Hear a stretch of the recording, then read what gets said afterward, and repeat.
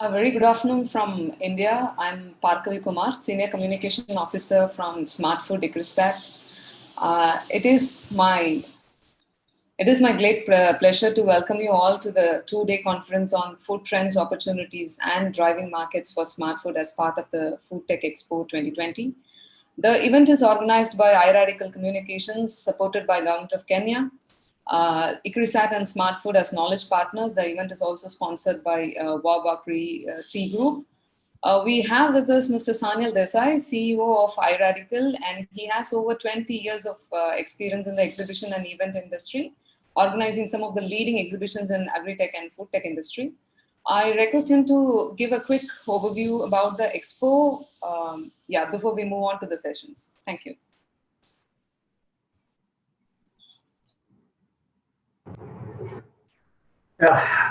Thank you so much, Parkavi, for your kind words.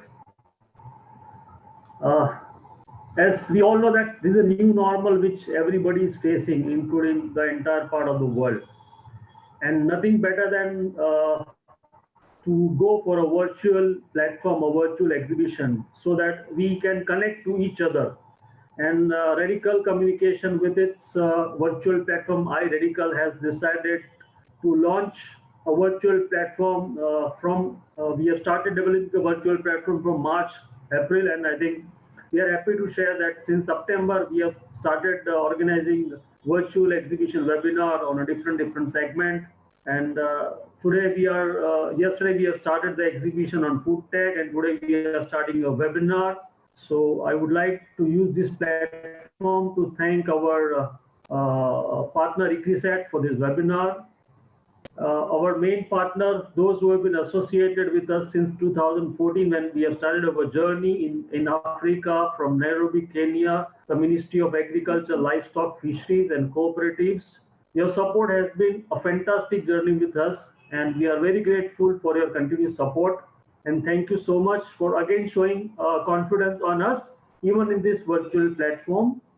This is going to be a 7 days exhibition and 2 days webinar, and we are expecting about 1,500 business visitors across the world. Yesterday, we already had about 400 odd numbers visitors came to our platform, visited the exhibition, and the exhibitors are from the various parts of the world, India, Kenya, and other parts of the Egypt and other parts of the world as well. And in this 2 days webinar, which Ecrisat has been organizing with us, we expect good number of attendees in this webinar also. So I wish good luck to all the exhibitors and the Ecrisat team for 2 days webinar. Thank you so much. I would request Dr. Ribi Harawa to take forward from here. Thank you so much. Thank you, Mr. Sanyal. Before that, before we hand it over to our moderator, I just request our Assistant Director General and Executive Director Smart Food, Joanna Kane Putaka, to just give us a quick set the tone for the two-day conference. Thank you. Okay. Thank you, Parkavi, and thanks, Sanyal. Congratulations for getting this together, and welcome to everybody. I think what I'm really excited about this two-day conference, the uniqueness of it is it's the strong industry and commercial side with policymakers, the whole researchers, the whole range of people. It's talking about the food industry, but with that lens of smart food, the lens of how do we also drive our food system where it's good for you, good for the planet, and good for the farmer. So welcome to everyone, and thank you. And I think we can hand over to Rebby and the great panel and distinguished guests that we have today, which we're very pleased to have with us. Thank you. Thank you very much, Joanne. Very good morning to you all. I hope you are able to hear me. Yes, Dr. Rebby. Yes, we are. Thank you. So a good morning to you all, or good afternoon, wherever you are. As you have heard that today we have a very exciting session And we are going to look at policies impacting food and agriculture in Africa with a special focus on smart foods. And smart foods are foods that are good for us, good for the planet, good for the farmer who is producing. And we are going to hear more about these smart foods. But regarding the policies, we all know very well that public policies play a very critical role in agriculture sector, as well as the welfare of farmers as consumers. And that's why this topic is very, very important. We are going to have an exciting session for 2 hours, which is divided into 2 parts. The first part will hear high-level opening remarks and insights. These will come from our distinguished speakers who are policymakers. Then the second part is going to be a panel of experts and policy advisors on the same topic. In each part, we'll hear from our distinguished speakers, and then we'll give an opportunity for our participants or audience to ask questions or comments. But feel free during the presentation to start posting your questions and comments, and we are going to read them to you. So without further ado, let me invite our first speaker this morning, who is Honorable Professor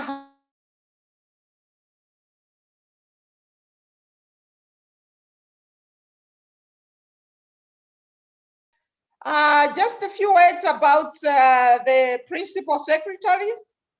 He is the former founding principal of Taita Taveta University and was also a Vice Chancellor between 2007 and 2017. This is based here in Kenya.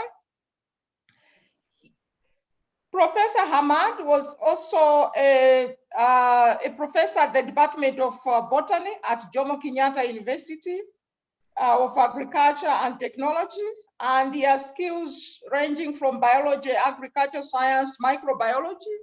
He holds a PhD in biology from University of Constance in Germany. So please help me welcome Professor Hamad. Dr. Rabi, Professor Hamadi has not joined us yet. Can we start with Mr. Anthony Murethi? He's the Director General of Agriculture and Food Authority of Kenya. If you could just start with him, and we'll see if Professor Hamadi can join us shortly. Thank you for that. So we'll start with remarks from Mr. Anthony Murethi. He's the Director General for Agriculture and Food Authority here in Kenya. He has over 25 years of professional experience in both private and public sector, most of which has been spent in the agriculture. And he has authored and co-authored several scientific publications. Mr. Anthony Murethi, over to you with the opening remarks and any insights on this topic. Over to you. Thank you very much, moderator. Good morning to everyone, and much thanks to Radical Communications for organizing this forum. Just to start off, I know the Prof could be joining us. I know he's in another webinar somewhere, but he could be joining us with time. But just to start, I would say that there's need in many developing countries to promote an improved understanding of how agriculture policies are related to the overall growth, food security, and poverty alleviation objectives and strategies. Here in Kenya, we are currently implementing what we call the African Growth and Transformation Strategy.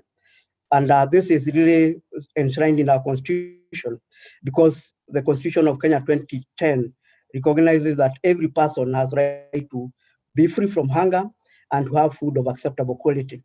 In this strategy, we look at the entire value chain. We also look at the synergies between the various actors, Kenya being an agricultural economy.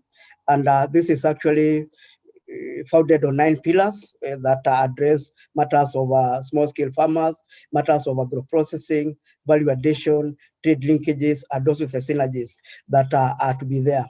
And this we envisage to be able to accomplish in the next 10 years so that we're able to move the GDP, we're also able to elevate poverty levels and also assure our citizens of affordable food and also food of good quality. But just going across the border at the EAC, where we are, the East African community, the East African community has also been able to come up with an East African Community Customs Union, where we are talking of regional integration in matters trade. And 80% of the population in this East African region are actually farmers, small scale, mixed, and doing various enterprises, both livestock and also crops. So we have a free trade agreement of goods and services moving within the countries. And also one of the conditions is, of course, we look at matters of origin. And then we also have what we call the common external tariffs that also facilitate trade, so that importers that are bringing food and other commodities to the region are actually subjected to the same external tariffs and taxes. So we also, as a region, also work on joint policies and also joint strategies and programs that can synergize, because the climatic conditions in the region is actually diverse and we share a lot. Then just moving from the East African community, we also have the COMESA, the Common Market for Eastern and South Africa. And this one came into being in 1994, sorry. And the main aim was actually to have economic prosperity through regional integration.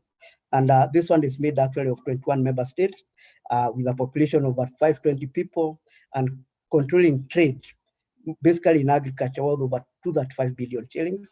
And there's actually immense market for both within and also outside the COMESA block. So we are open to trading. We also synergize in matters of protocols, also matters of standards. This is something that we share across the boundaries. But then also moving further to the west of Africa, we have what we call the Economic Community of the Western African States. And this is actually a regional group of 15 countries with a mission to promote economic integration in various fields of economic development. And here we talk about industry, transport, energy, and actually agriculture plays a key role. So among these ECOWAS countries, they're also able to have those policies that join them together in matters of trade, matters of agriculture. They also share the genetic resources through the research arms, and also they're able also to be able to relate with each other in terms of agriculture transformation, because basically they're also very heavy in agriculture. And we also have the SADC, that's the South African Development Community, that was started in 1979. And this is actually a regional organization of South African countries that work to promote economic integration. And actually SADC plans and coordinates matters of financing in various economic projects. And these ones are basically in agriculture. They also do a lot in animal husbandry, energy, and mining, and the rest. So that's how that block comes. And they have now those policies that also now talk to each other together, as they also able to formulate their policies and also share resources, both technology and also human resource capital. And we are also bound also by other treaties and other acts that are also in having a big impact on agriculture in this region, especially the sub-Saharan Africa. And here I have in mind the AGOA, the African Growth Opportunity Act. This is a United States Trade Act that was enacted in 2000, and it actually gives opportunities for over 600 commodities, and most of them are agricultural based. And through that preferential understanding, you're able to trade as long as you meet the pre-requisite conditions. And this actually enhances market access to the US market for those commodities that are listed. And I say they are above 600. So we have the textiles, we have the horticulture crops, we also have the other semi-processed, also dairy products, animal products, chicken, and all those. They also have a preference in that AGOA. And the new kid of the block, we have the African Continental Free Trade Area that came into being in 2019. And currently, when it was started, 22 countries signed, and as we speak, 30 countries are on board. and they have signed and ratified this agreement that is governed by 5 instruments. One of it is matters of rules of origin, monitoring and elimination of non-tariff barriers, and also having an African trade observatory. So this was supposed to be actually rolled out in July 1st this year, but because of the COVID issues that we are going through, it has actually been put hopefully to kick off in January of 2021. So basically, countries formulate their own policies, and they also reach out to their neighbors, they also reach out to their regions, so that they also have to share matters of comparative advantage. What do you produce? What can you sell to the other? What can move freely? What are the standards we are talking about that can be able to harmonize? We are talking about quality, we are talking about food safety. So these are things that are also being addressed in our own African growth and agriculture growth and transformation strategy, and actually also borrowing heavily from other countries. Like I've indicated, the regional blocks also come together to synergize and also to enhance that. So basically, that's what I would say as my remarks. And like I say, a lot is happening, and I think policy issues are dynamic. They come on need basis. We are in a technology fast lane, so we are also privy to that, so that we are also able to get them and reap the benefits that come from the region and also from outside. So thank you very much. Thank you very much for those great opening remarks. You have started us very well by pointing out the policies that are very critical for the agriculture sector, not just here in Kenya, but across Africa. You mentioned the East Africa region. This region has actually considered the crops like millets and sorghum as staple crops. This includes Ethiopia, Uganda, Kenya, Tanzania, Eritrea, and Sudan. So would you please shed more light in terms of policies that you have to support these priority crops that we have mentioned in terms of production as well as marketing? Yeah, over to you. Thank you very much. From where I sit in Agriculture and Food Authority, we are basically a regulator, but we also promote and also develop the various value chains. One of our key roles is that we deal with scheduled crops. At the start, we had 118 crops. The list keeps growing. We have what we call the traditional crops. We have the industrial crops. We have the food crops. One of the issues is that for our crops to be able to gain market access, both locally and internationally, there's need for us to come up with the requisite standards. We have worked on this, and we are working very closely with the other bodies. We are working with KEBS, we are working with the researchers, so that we can be able to have that framework. And as we do this, we are also talking about matters of food quality. There are mainly several bills. We have the food safety bill coming up. We have our own regulations that are commodity specific. And actually our regulations, they do address matters right from production up to processing, the market handlers, the value chain until it reaches the table. So we have come up with regulations, and like you know, Kenya, we work in a devolved system. So as we develop the regulations, we have the roles of the national and the county governments. We are giving quite a lot of importance to the crops that we used to traditionally grow. We are also getting into a more healthy conscious population. We have the arrowroots, we have the sweet potatoes, we have the cashew nuts that used to play a very prominent role. But one of our approaches as we develop our policies is that we are looking at the entire value chain. That means we also bring other players together so that we can be able to synergize and see what is my role as we do the regulations, what is the country government role, what is the role of other sister government agencies. So this is something we are doing. And also for the more developed value chains like tea and coffee and also sugar, we have also been able to come with standard codes of practice. We also come up with self-regulations, and these are documents that the stakeholders own, and they're also able to implement. So we are also part of the Big Four agenda. because we know matters of food security are very key. For you to have a healthy population, you must be food secure. For you to be able to afford a house, you must also be able to generate income, and for you also to be able to get to manufacturing. So we do sit as a team as we formulate the action points that now touch on each value chain, so that we are able just not to be producing the raw materials for export, but also to value add them, and also now address the market needs that arise. So thank you. Thank you very much. We are going to continue with the questions, but would like to give this time to introduce Professor Hamadi Boga. I think he has now joined us. Professor, welcome to this session. Our session is focusing on policy impacting food and agriculture in Africa.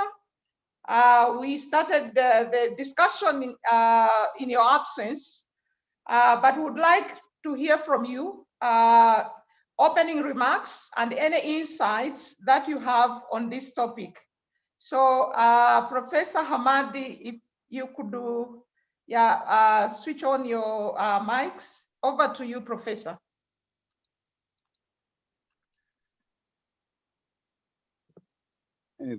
Thank you very much, organizers.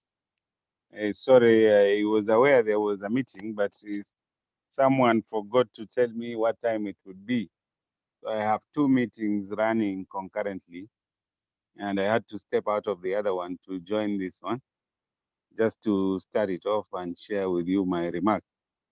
I will just read the speech on behalf of the Cabinet Secretary, Honorable Peter Munya, who delegated this assignment to me. But the Agritech International Exhibition is not new to me. I've participated in the last two editions. I know usually they happen much earlier in the year, but this time around, I think COVID has made us to adjust. Not only the fact that we can't have a physical one, but the fact that we have a delayed one also this year. But nevertheless, we are back on track. We have to learn to live with the new realities. So I would like to acknowledge the other principal secretaries, if there are any, and the CEOs of other organizations, including Radical Communications from the Republic of India, which has been our partner, and other guests, and to say good morning. It's shining here in Nairobi. The sun is out today. The last few days have been a bit chilly and rainy. I wish to first and foremost take this opportunity to thank Daniel Desai of Radical Communication for his commitment in spearheading the organization of the Agritech conference, not just this year, but almost every year since 2014.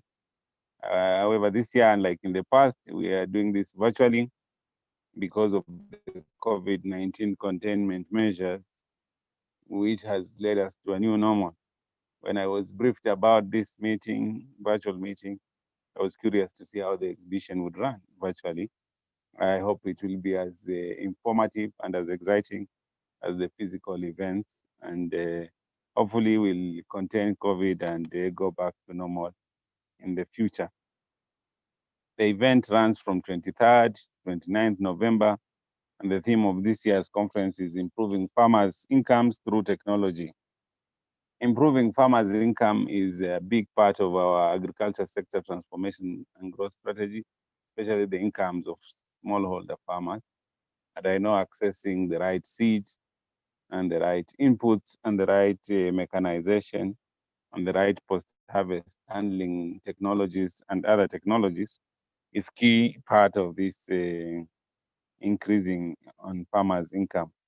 So our role as key stakeholders in the preparation of this conference is to mobilize various organizations and companies that are involved in technologies which support agricultural production. Very important that we have an ecosystem of support for especially the smallholder farmer. And I understand that a lot needs to be done that will require our involvement and support. I therefore call upon relevant agencies of government and concerned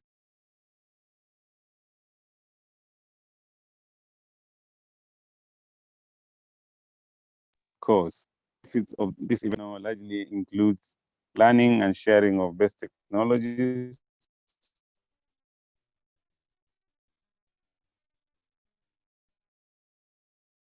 and practices that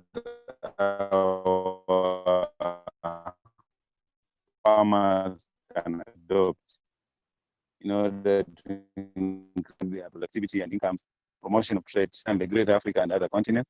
That will result in spark growth in the sector. We all know that agriculture is a major driver of growth for the Kenyan economy and is the dominant source of employment. In 2018, agriculture sector contributed 34.2% of gross domestic product, with more than 40% of the total labor force employed in agriculture. The sector also responsible for most of the country's exports, accounting for up to 65% of merchandise export. As such, the sector is central to the government's big for development agenda, where agriculture aims to attain 100% food and nutrition security for all Kenyans by 2022. According to the SDGs, agriculture is expected to improve the lives of approximately 13 million Kenyans while contributing an additional 170 billion to the economy for the next 5 years from 2019. To achieve these targets, the ministry is committed to working with various partners, private sector players, and government agencies to promote efficient technologies that stimulate agricultural production. Such technologies include technologies in water harvesting, irrigation, land preparation, planting, weeding, harvesting, post-harvest management, and agro-processing of farm products. Farmers and entrepreneurs in agriculture also require technologies that provide energy in order to facilitate their activities and processes. Technologies that provide energy from sources such as tractor, drone, motorized, electricity, biomass, wind, water, and solar will be of paramount importance to our clientele during the exhibition. It is my belief that the Agritech exhibition and conference will provide a suitable platform for learning of these technologies and networking for agribusiness and trade promotion. Our SMEs can take advantage of the Agritech to source for appropriate technologies that best serve our farmers, most of whom are, of course, are smallholder farmers.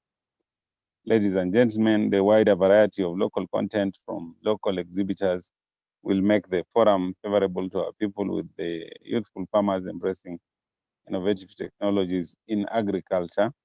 Adoption of new farming methods will be accelerated, thus contributing to the broad national objective of reducing hunger and increasing incomes of rural farmers in the phase of COVID-19 and beyond. Finally, ladies and gentlemen, my great pleasure to officially inaugurate the 7th virtual edition of the Agritech Africa 2020. I wish to call upon all of us to effectively participate, interact, engage, and share in this successful event to adopt, customize, and adapt better food production technologies for the achievement of 100% food and nutrition security in Kenya. And with those, I officially open the fair and wish you all the best as you continue with the rest of the program. Thank you very much, and over to you, moderator and the event organizer. Thank you very much, Professor, for those great opening remarks. I hope you are going to stay with us for a bit.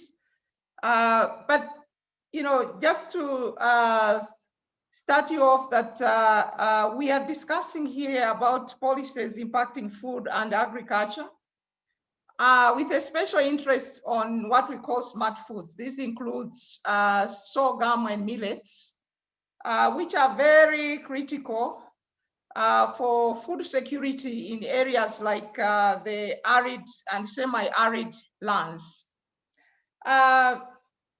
If I may ask, what policies have you put in place to promote these crops in the ASALs? When we move around in these regions, we still find that there is a lot of inclination towards maize production, despite that maize really struggles in these areas because of the low rainfall. So can you just shed more light on what policies are in place really to support that these crops, they get into those niches where they really thrive and be able to provide food security for the communities of the ourselves? Over to you. Yeah, I am one of those people who is skeptical about growing maize everywhere. And we have come up with a Maize for Kenya strategy that says we focus on increasing productivity in the areas with enough rainfall to support maize growing. While in the ASAL areas, we diversify to other more drought-tolerant crops, including sorghum and millet and cassava, and other more drought-tolerant crops. Of course, the biggest challenge is adoption by the common man and woman to see whether they're able to move their appetite for growing maize to these other crops. The other challenge, of course, is access to seeds. And luckily, through the Calro seed unit, there are seeds for these varieties, including cassava cuttings, to support the farmers. But I think the biggest obstacle to adoption is just behavior, human behavior, and we are trying to work on that. The other big obstacle is markets. Sometimes we find farmers who have grown cassava and they don't know how to get it to the market because the processing part is a little bit weak. And here we have created standards for blending with different blends so that we can create a market for sorghum, millet, cassava, and other products that can be blended with maize flour. And the policy is to blend up to 30%. But of course, there has been challenges and resistance from millers who feel it's expensive for them to redesign their mills to accommodate blending. But we are discussing to see how to make that transition. Otherwise, I think we want to sensitize farmers that growing maize in these ASAL areas is not sustainable, it's expensive, and most of these places are infested with aflatoxins. So it becomes a double loss because you don't produce enough, and what you produce, most of it, most of the time, is full of aflatoxin. I think this battle for a shift from maize will be won not just by policy, but by challenging the cultural attachment to maize, and by providing seed systems and for these other products and blending them with maize so that we can create a market. Let me summarize it like that.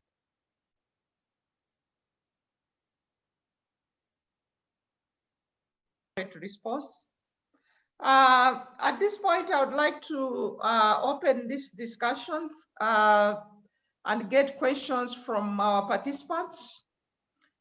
We have one question already, which is in the chat box.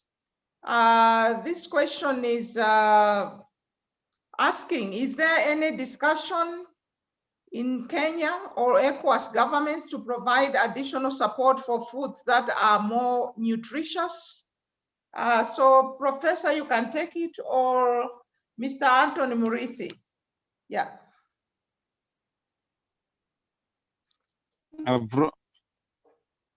From my end, I haven't come across any discussions apart from the discussions we had when we were developing the blending guidelines and the standards. The rest is still, we have a fund for crop diversification ourselves.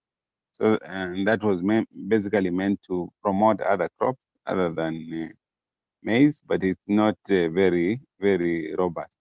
But we know because almost 70% of Kenya is ASAL, that the potential for feeding ourselves is in ASAL areas, but not with maize, but with other crops that are better suited for these kinds of environment. Okay, Mr. Murithi, do you like to add anything?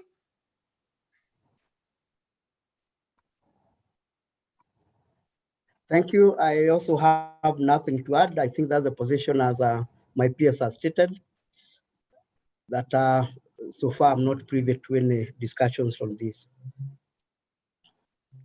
Okay. Our audience, please feel free to raise your hand and go straight on the mic to speak.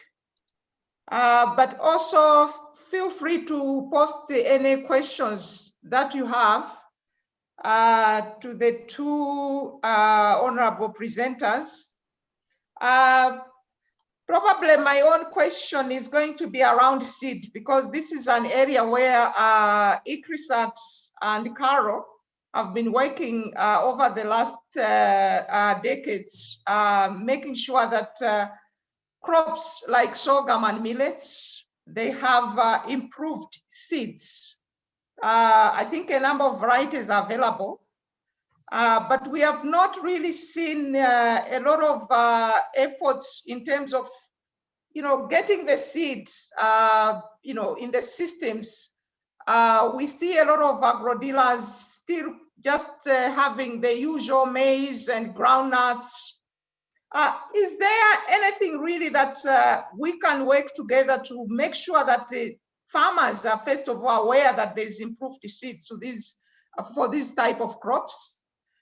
Secondly, is there any way that we can again work with private sector, the agro dealers and seed companies, to make sure that they prioritize crops like these? As you said, the ASALs are probably a better place for other crops than maize. Yeah, so over to you, Professor Hamadi. I think the ministry is working closely with the private sector. We have regular meetings every 2 weeks. The ministry is also working with agro dealers as we implement input support program called the Smart Subsidy Program, where we use the e-voucher to empower the farmers to access soil testing seeds and some agronomic advice, as well as pest control products and post-harvest handling technologies. So there is a close linkage with the agro dealers. We register the farmers in a given area and register the agro dealers, and then working with banks and the mobile money service providers, we are able to support the farmer with up to 40%, which enables them now to access the inputs that they like. I think the challenge is one of the crops we are supporting is sorghum and Irish potatoes, and of course maize, coffee, and yeah, I think and rice. So we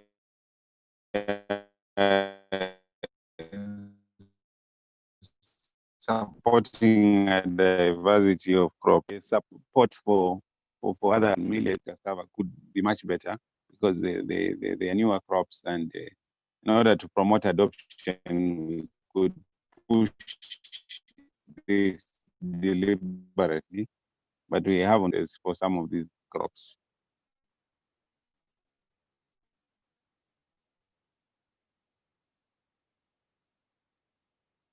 Thank you very much. There is another question from the audience.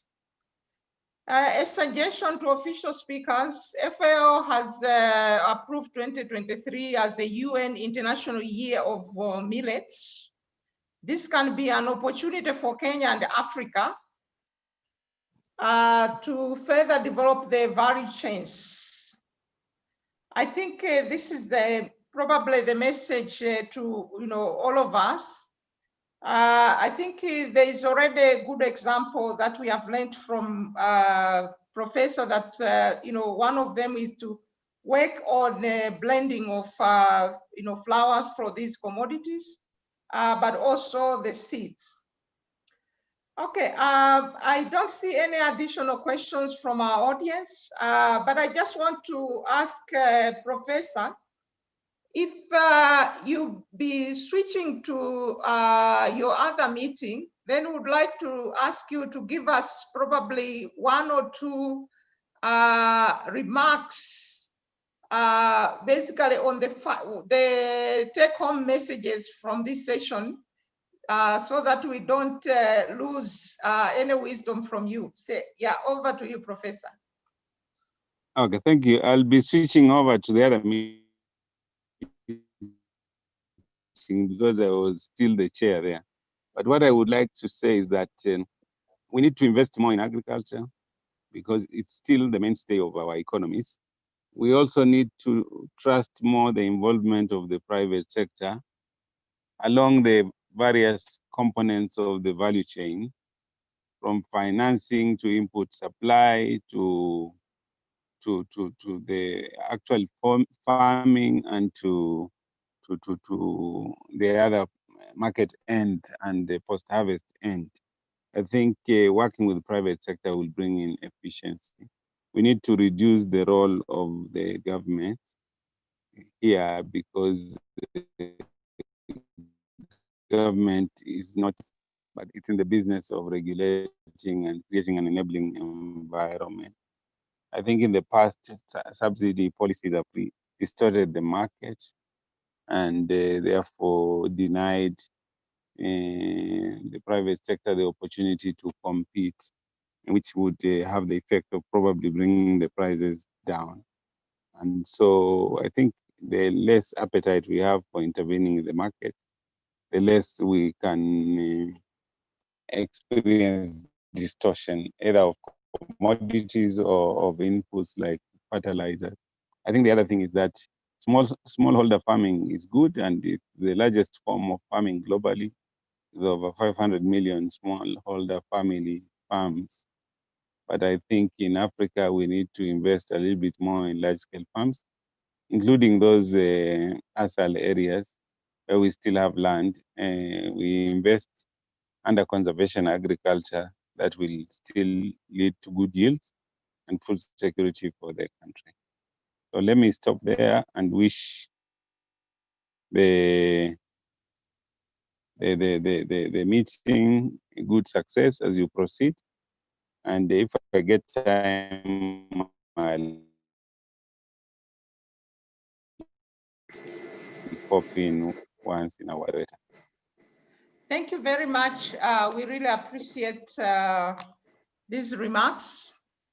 So our audience, we are going to switch over to the next panel.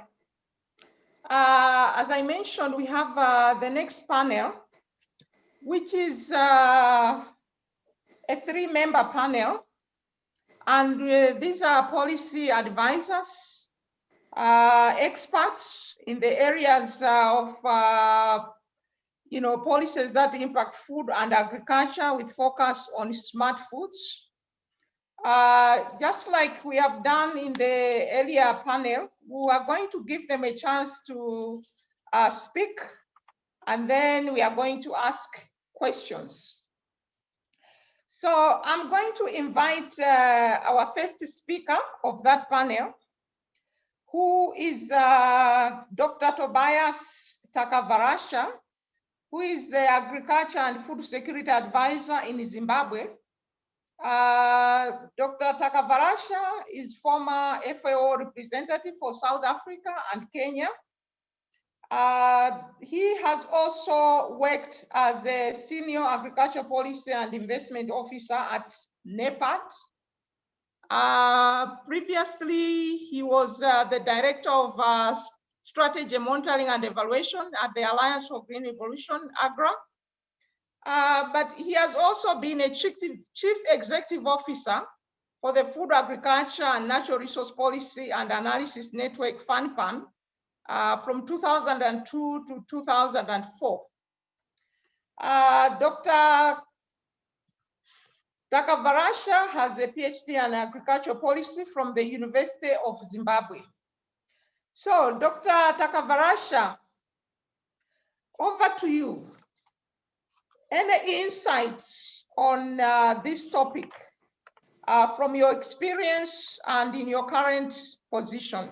Over to you, Tobias.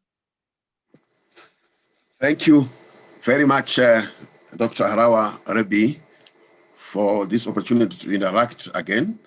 And I also wish to thank Professor Hamadi Boga, my recent colleague during my stay in Kenya, where I experienced and saw firsthand quite some significant policy reforms and policy reforms, which are very much in line with this session that we are going to speak to in the next 10 minutes. I wish to also thank the organizers of Africa Foodtec Expo for providing us this opportunity to talk on policies impacting food and agriculture in Africa. And as the introduction is said, my main role in all my working career in one way or the other has had something to do with public policy.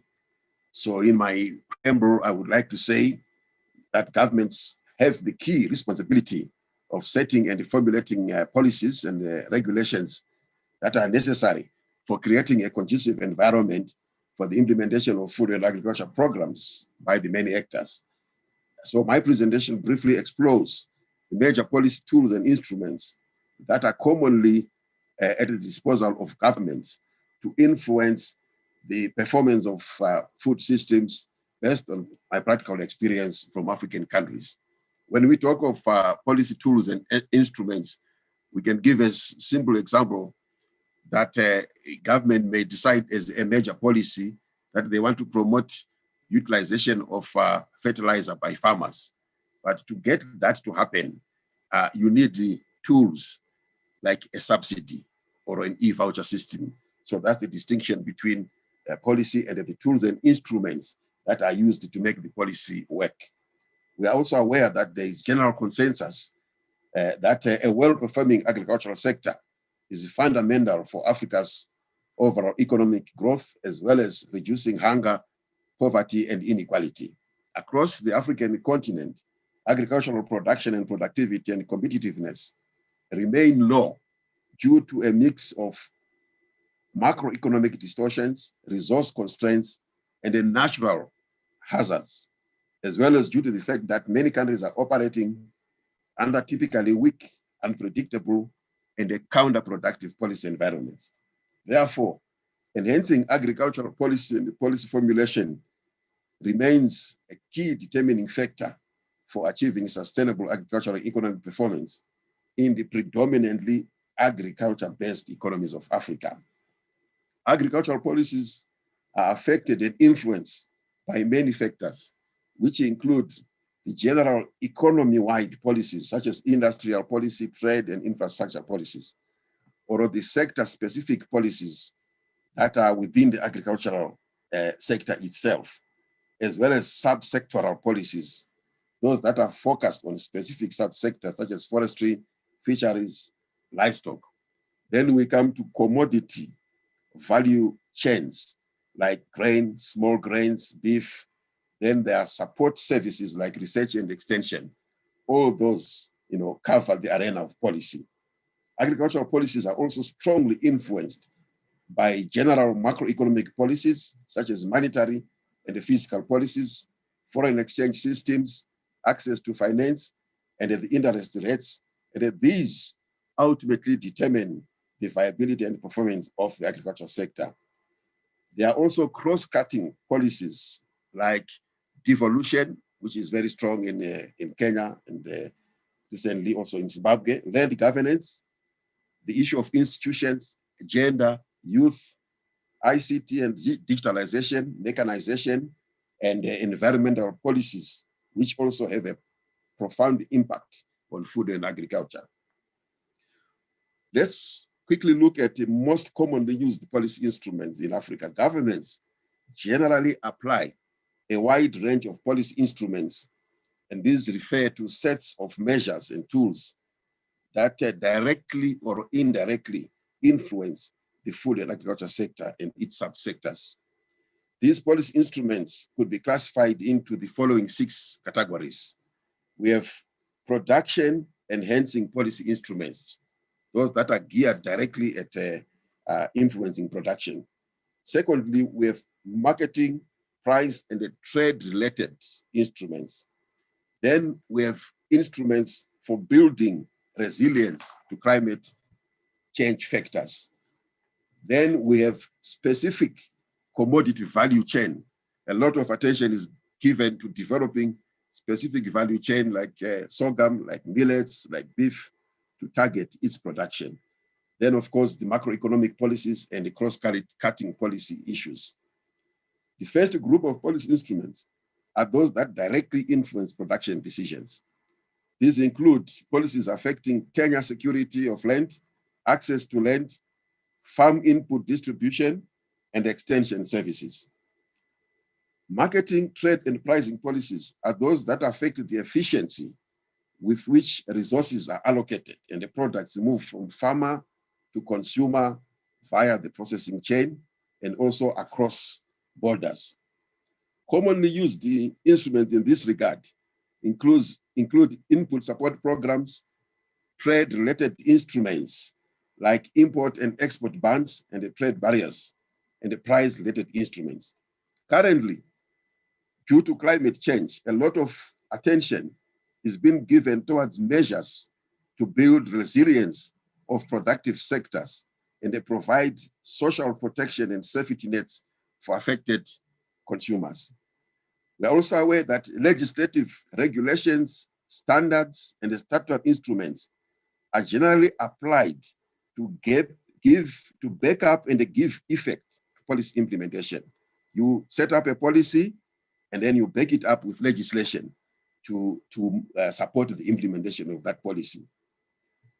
Some policy instruments are used more frequently than others, while others are applied as and when necessary to respond to unforeseen situations, such as drought-induced food shortages, or in the recent past, due to COVID-19, there have been quite a lot of policy adjustments to respond to that crisis.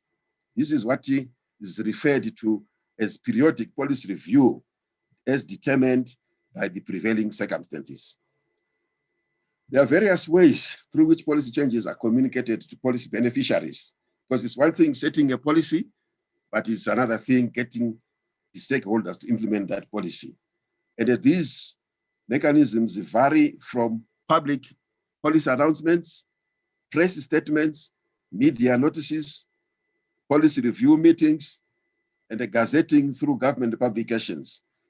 What we have attempted to do, due to time, I will not be screening the small table where we have categorized the policy instruments according to each policy area, where we are saying, when we talk of production enhancement policy area, we list a number of policy instruments that are used to influence production, such as input subsidies, which are very common across Africa, and they take different forms from direct free distribution to the e-voucher system, which is a partial subsidy, as explained by Professor Hamadi Boga.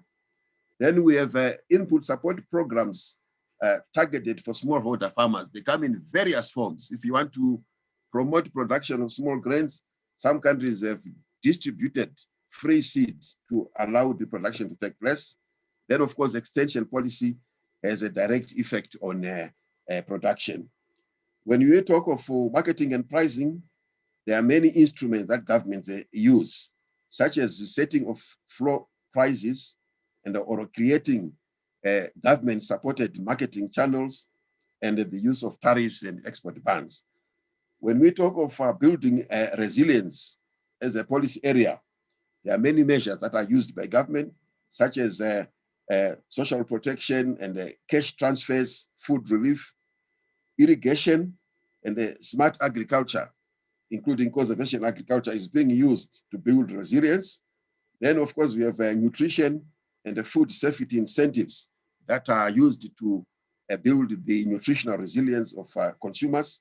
Then the national food reserves are used quite commonly in many African countries.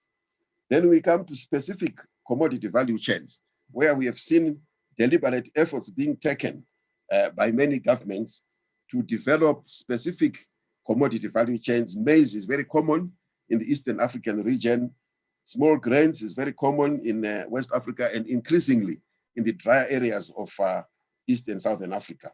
A lot of attention is being given to promotion of horticulture as a specific value chain for export earnings. Livestock had been neglected, but it is now taking a center stage in terms of development of livestock-specific policies.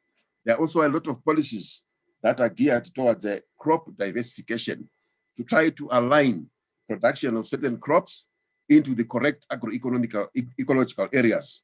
You had the example from Prof. Boga there that maize has always been attempted in the wrong areas. So you come with policy to encourage and direct production of small grains and the more drought-tolerant crops in the correct agroeconomical areas. Then you talk of macroeconomic policies which have a fundamental effect on creating a conducive environment. And here, exchange rates are very critical, interest rates, as well as tax incentives that government can use to promote certain commodities, to promote the importation of specific inputs. We have seen a relaxation of import duty on fertilizers and the chemicals and the products that go into farm production. So government has at its disposal very significant tools that it can use to influence decisions. Then when we talk of the infrastructure of the cross-cutting policy issues that affect agriculture, infrastructure, which includes water infrastructure and road infrastructure, is very critical. When we talk of gender and the youth, we are focusing and encouraging gender responsive and the youth responsive policies to encourage agriculture due to the aging of the farming population in many African countries. Digitalization and technology is taking a lot of importance, as well as mechanization in many countries, and the devolution to ensure that policies reach directly to the beneficiaries that need to be assisted by those policies. In terms of our time, what are the processes that are generally used for effecting policy changes? Countries follow different but closely related processes for effecting policy changes. Policy implementation is a multi-stakeholder process that brings together the private sector, civil society, farmers, and government. Authorities at national level, in particular ministries of agriculture, are the ones responsible for spearheading policy formulation processes, for creating an enabling environment, and putting in place the necessary statutory instruments, and determining and assigning roles and the responsibilities between the many actors, as well as identifying suitable partners and networks for policy implementation.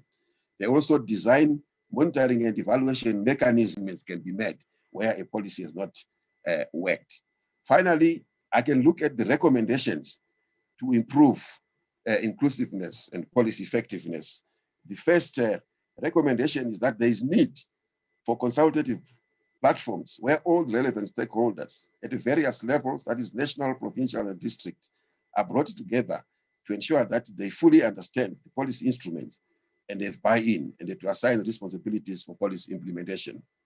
The second recommendation is that farmer and the producer organizations should be viewed as key stakeholders within the national resource management and the policy and marketing policy system. This should also include building their capacity on the available input and output markets in the rural financial services. In other words, if you set policies, but you don't train and strengthen the capacity of farmers to implement those policies, that policy becomes invalid. Third recommendation is that within the implementing institutions, there's also need for wider consultations, including at the lower levels and at operational levels. That is, intersectoral collaboration and harmonization is equally critical at both the national and the provincial levels, given that food and agriculture policy cuts across many sectors and is influenced by other sectors. For example, if you talk of irrigation, irrigation requires power. Power is determined by a Ministry of Energy.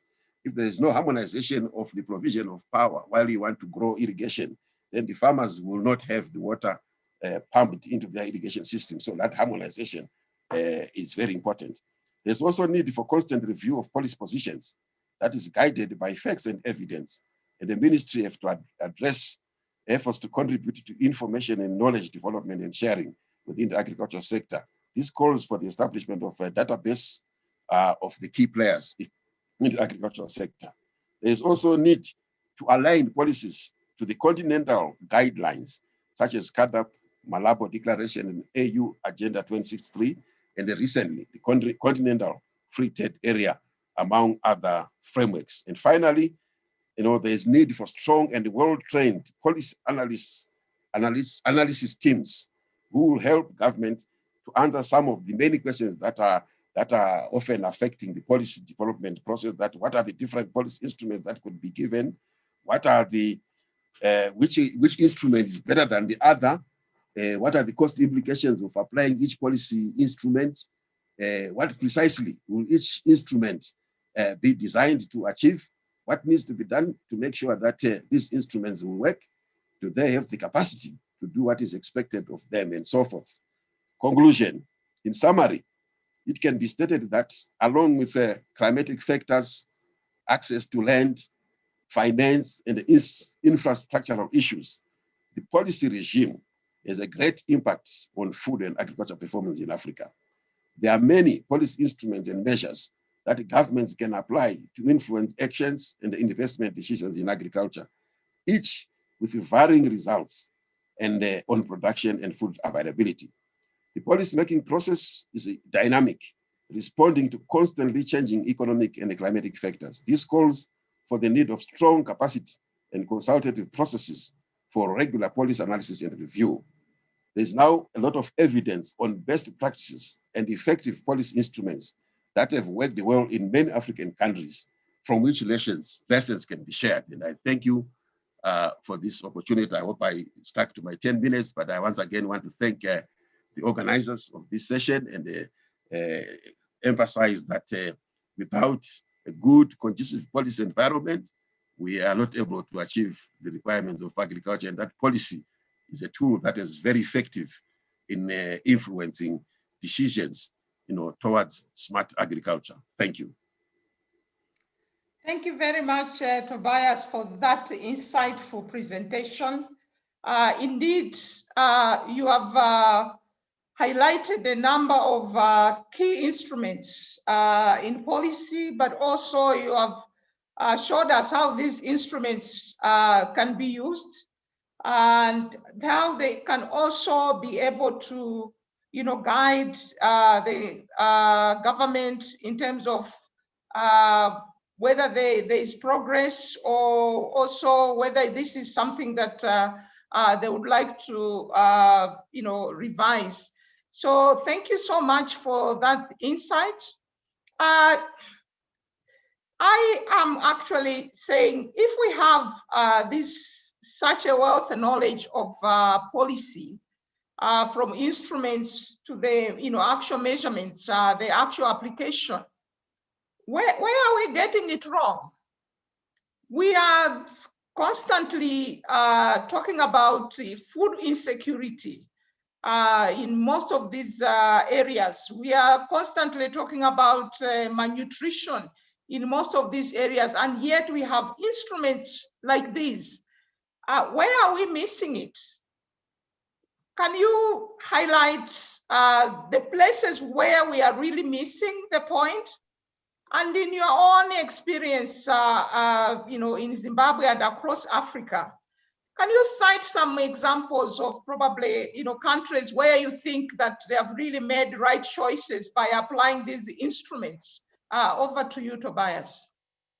Thank you. I'll answer the two questions. The first one, where we think we are missing it, I think from all this experience dealing with the policy. One area where we are missing it is in the consistency between those policy-making processes, that is the government who are at the top echelon of determining policies and the capacity of those who are expected to implement that policy. And that capacity is determined by the availability to financial services and capacity and ability to invest. As I always say, we have very good policies on paper that we want to achieve food security, and that we want to substitute import of the grains that we use. But to do that, you need to translate it into concrete action by ensuring that those responsible for producing that food and ensuring the food security are able to do so. But without that consistency between political statement and policy implementation, we are always going to be missing it. We need to ensure that the capacity of the private sector, of the farmers, is consistently supported. Where they need credit, they should be able to get it. Where they need power, fuel, and electricity, they need to get it. Where they need roads to transport their produce, they need to get it. But that gap of realization of what the intention of the political will and then the ability and capacity to turn that intention into reality has been a missing link. The second question on where we have seen good examples of policy instruments having an impact, I can cite my recent experience in Kenya with the e-voucher system, where partial subsidy is being given to farmers to go directly to agro dealers to procure the inputs they need, as opposed to previous system where blanket subsidies were being given without direct impact on the products they want to grow. So with the e-voucher system, you can direct or target the correct commodities that you want to be grown into a specific area. If you go to the semi-arid areas and you say you want them to grow small grains or sorghum or millets, you can make sure that that e-voucher system gives them access to the necessary seed that they require in order to grow those commodities. So there are many cases of success. The other success story I can see in Zimbabwe is the liberalization of the small grains market, whereby private millers and anyone is free to buy, process, and distribute the small grains, as opposed to a situation where only the grain marketing board or a single channel was responsible for distributing those commodities. So that liberalization of the market has allowed private investors to buy, process, and distribute the small grains. And we're already seeing quite an upsurge in the availability of sorghum, millets, and such commodities in the supermarkets, which never used to be the case.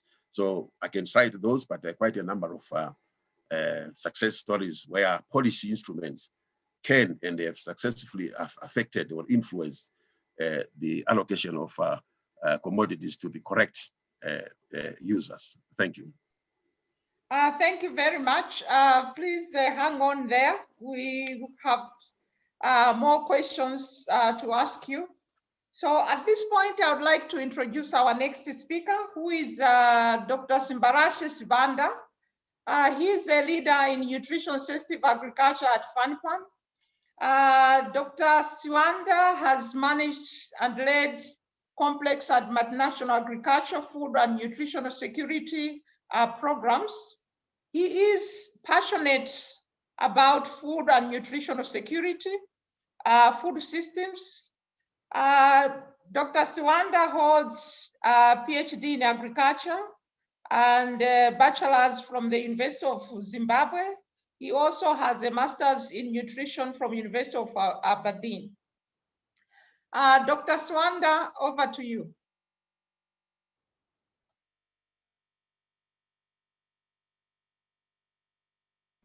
Thank you. Thank you, Madam Chair. And good morning, good evening, good afternoon to all our participants wherever you are from the global family. Yes, thank you very much to the organizers, excuse me, and also to ICRISAT for the invitation to participate in this meeting. I will quickly move through. We're talking about food in agriculture and policies, and the previous speakers, I think, have laid groundwork for my presentation. It's almost as if we talked and sort of reorganized how this is going to go. My first point is that our food and agriculture systems have basically failed to deliver on, in a lot of cases, on all the pillars of food and nutrition security, issues of availability, accessibility, utilization, and also the stability of food security. Accessibility, particularly, you'd recall a couple of months ago when the State of Food and Nutrition, Global Food and Nutrition Report was released. One of the things that came through was that it was very difficult to access a balanced diet. You may know what to do, but it's actually costs a lot more to eat well, which is really a difficult thing to take. The policies that influence food systems, obviously they need to appreciate the complexity of food systems. We're talking from growing primary production all the way to disposal of food and food-related items. There's a whole chain there. Everybody's been talking about the value chain approach, yes, but the food system is actually things that are related to agriculture directly, but you also have other players who have a role to play who are not normally considered as agriculture or food when, in our thinking, but we need to take those on board and appreciate that complexity. And we also want to see that the food systems are nutrition sensitive to address the immediate, underlying, and basic causes of malnutrition. And agriculture is but one component of the food system which should help deliver healthy diets. So moving on, however, we need to address the disconnect in policies between agriculture, particularly with nutrition. Food and nutrition security are much more than providing adequate calories, which has been the preoccupation of most African governments, that when they talk about food security, they're literally talking about calories coming from the major staples, especially maize. We just heard about the challenges of producing maize, but also traditionally agriculture has tended to focus on increasing production and incomes and assume that nutrition will take care of itself. And we've seen that yields across Africa have increased markedly, but malnutrition is still persistent. As the moderator said, where are we missing it? And also the agriculture and nutrition practitioners, they need to work together to create food systems that ensure year-round access to safe, affordable, and nutritious foods, and also to prioritize production of nutri-staples. These are things like sorghums and millets, because we know that 70% of our diets are made up of cereals. So it makes a lot of sense to make sure that those cereals are fortified, they contain the right amount of nutrients. So, and in addition to that, we also need to focus on other nutrient-dense foods, things like your animal source foods, fruits, and vegetables, which would try to make sure that these are affordable, particularly to low-income consumers.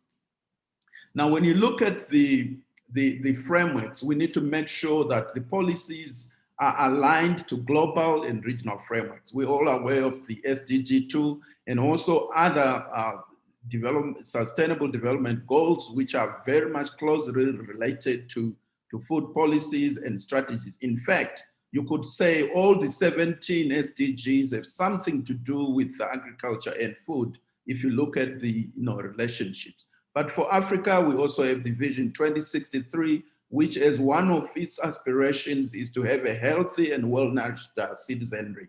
And then of course we have the Malabo declarations and commitments, which are even more ambitious than the SDGs.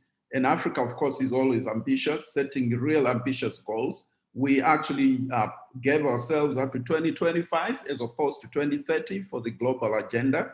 Then we also have regional strategies, which are crafted by the regional economic communities. And we already had some examples of that from the earlier speakers. But I'm more interested in just spending a bit more time on the Malabo CAADP commitments that the heads of state committed to in 2014. Note that this was a year before 2015, when the SDGs came into being. So Africa was already ahead of the global, community here. So we saw a recommitment to kind of processes which would ensure at least 6% of growth in agriculture, enhancing investment in agriculture by making sure that governments allocated minimum 10% of their national budgets to agriculture because of its importance. And then, of course, with ending hunger, halving poverty, and also boosting or tripling inter-Africa trade in agricultural commodities, enhancing resilience to climate change and other shocks. Of course, other shocks with COVID-19 as an example, and also strengthening mutual accountability to actions and results. This is in response to the last question which was asked, where are we missing it? And Dr. Tobias gave some examples, and one of the things he picked up was consistency or lack of it in policies, and also capacity for implementation. But of course, accountability is part of that.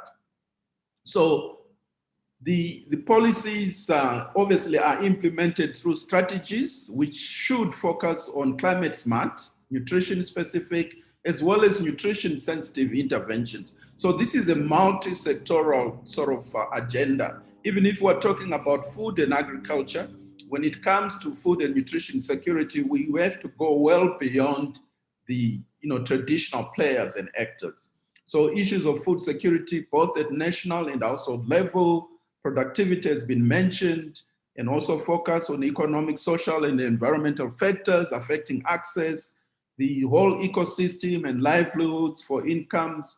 And of course, we know that we're talking about smart foods. So these are foods that are obviously good for us, so the individual, but also good for the planet, which is of course the issues of climate resilience and the environment, but also good for the farmer. The farmers are not going to produce something if their livelihoods actually are not taken care of. This is why it's important that the policy instruments are able to do that. So issues of access, affordability, and also nutrition and health outcomes for children, of course, the vulnerable groups, women and other vulnerable individuals, and issues of dietary intake, food safety, community health. It's not enough to have enough food, but you also need to make sure that we address issues of health, the issues of enteropathy, because we know you can eat good food, but if you're not healthy, the utilization of that food obviously is affected. So let's look at how countries have actually performed on the Malabo commitments. One of the things that the African countries agreed to was to set up an accountability mechanism through the biennial review report of the Malabo commitments, the 7 commitments. How have the countries performed so far? We've had 2 reports so far, one which was in 2017, and the other one up to the 2 years from 2018 to 2019. The first biennial report, 42% of the countries, that is 47 countries that reported, were on target to achieving the commitments by 2025. The recent report, which was released beginning of this year for the period ending 2019, we see a regression that only 80% of the countries were on track. And we can see the details in the areas in which they are failing. The issues of budget allocation, that's not happening. So that's again the consistency and alignment to commitments. It's one thing to make a political pronouncement, it's another thing to put your money where your mouth is. Undernourishment, also a critical thing. Having hunger, we're way below the target to be able to get there. Inter-African trade, that's actually doing much better than most. So we want to commend Africa for that. Resilience to climate variability, very low, and mutual accountability, similarly low. So we can see that on most fronts, we're not doing too well, even if we've got the policies in place. And one of the things we did at FANAPAN recently was working with one of the RECs, SADC, to look at the national food and nutrition strategies and identify gaps in terms of how they are aligned to the regional frameworks. And this slide is just showing some examples. We just took those, the top, if you like, sort of areas where there are gaps, and countries are not actually living up to the regional frameworks. Access to land and water. This was mentioned by Tobias as one of the key things, especially for women. labor-saving technologies and women's free time, the results frameworks, because if you're going to implement something, you need to be able to measure it. And the monitoring and evaluation systems on these food and nutrition strategies very weak. Access to incomes, which is also good for the farmer, income generating activities. A lot of policy or strategies don't seem to cover this very well. Access to markets in terms of improving supply of food to the communities, also weak. Climate change adaptation, youth and women empowerment, and also food safety. So we can see that despite making all these pronouncements, the evidence on the ground is saying something else. We also saw, we looked at 4 countries also so far in the SADC, just looking at their capacity for implementation, and we saw some gaps. One, in coordination structures, because it's multi-sectoral, and also their lack of dedicated staff. You talk food and nutrition security, but ministries and sectors still continue to work on their traditional aspects, and there's really no dedicated structures and staff to push the food and nutrition security agenda. And there are also some sector level technical capacities that are there, one of which is the lack of understanding of the nexus between agriculture, food security, and nutrition among the agriculture staff. You could also say among the health staff.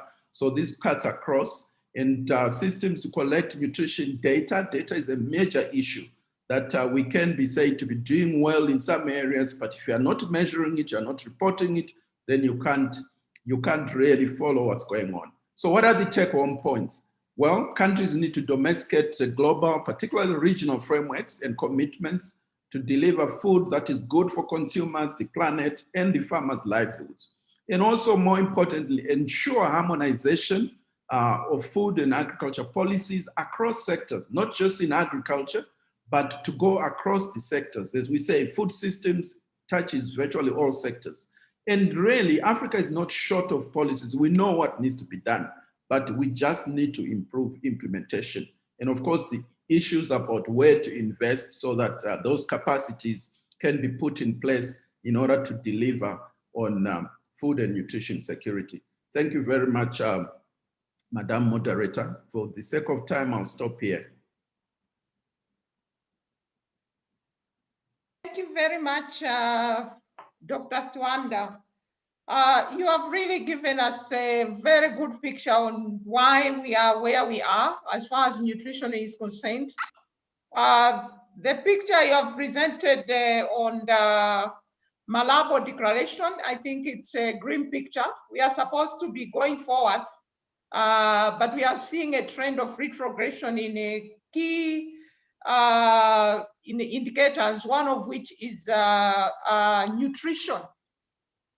So when we look at Malabo, it's literally 5 years away. And then we have the SDG. So where do you think we can really quickly work with the policy makers and different stakeholders to quickly change course? Because retrogression is really not going to take us where we want to be, where the world wants to be in 2030. So where do you think there are the low-hanging fruits that we can use to quickly change course? Over to you. Okay, I think it's a broad question, but one issue that I see as a key missing link here is just the coordination of the whole effort. We're still working as sectors, working in silos. You have agriculture, you have health, you have people dealing with water and sanitation, doing their own thing. And yet, really, if we're talking food systems, we need a multi-sectoral approach. So one of the things to do is to reorganize the whole architecture of implementation and the structures. You probably need to locate the food and nutrition security and related issues, probably in an office that is oversight on all sectors and not just put it in health or in agriculture.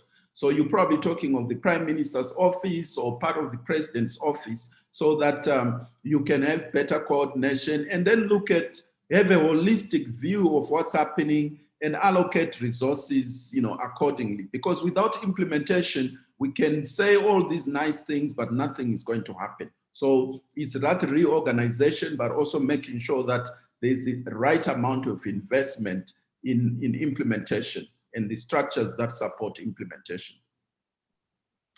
Yeah, thank you very much. Just hang on there. We will come back to you with more questions. At this point, I would like to introduce our third panelist. His name is Dr. Michael Hauser, who leads Market Institution Nutrition and Diversity at ICRISAT. He's based here in Kenya. Before joining ICRISAT, Michael chaired the Alliance for Agricultural Knowledge for Development, representing major European research and education stakeholders in development-oriented research and higher education. Michael is also a director for Center for the Development Research at the University of Natural Resource and Life Science in Vienna. Michael, you have worked across, not just here in Africa, but also in Europe. Please give us your insights. Over to you, Michael.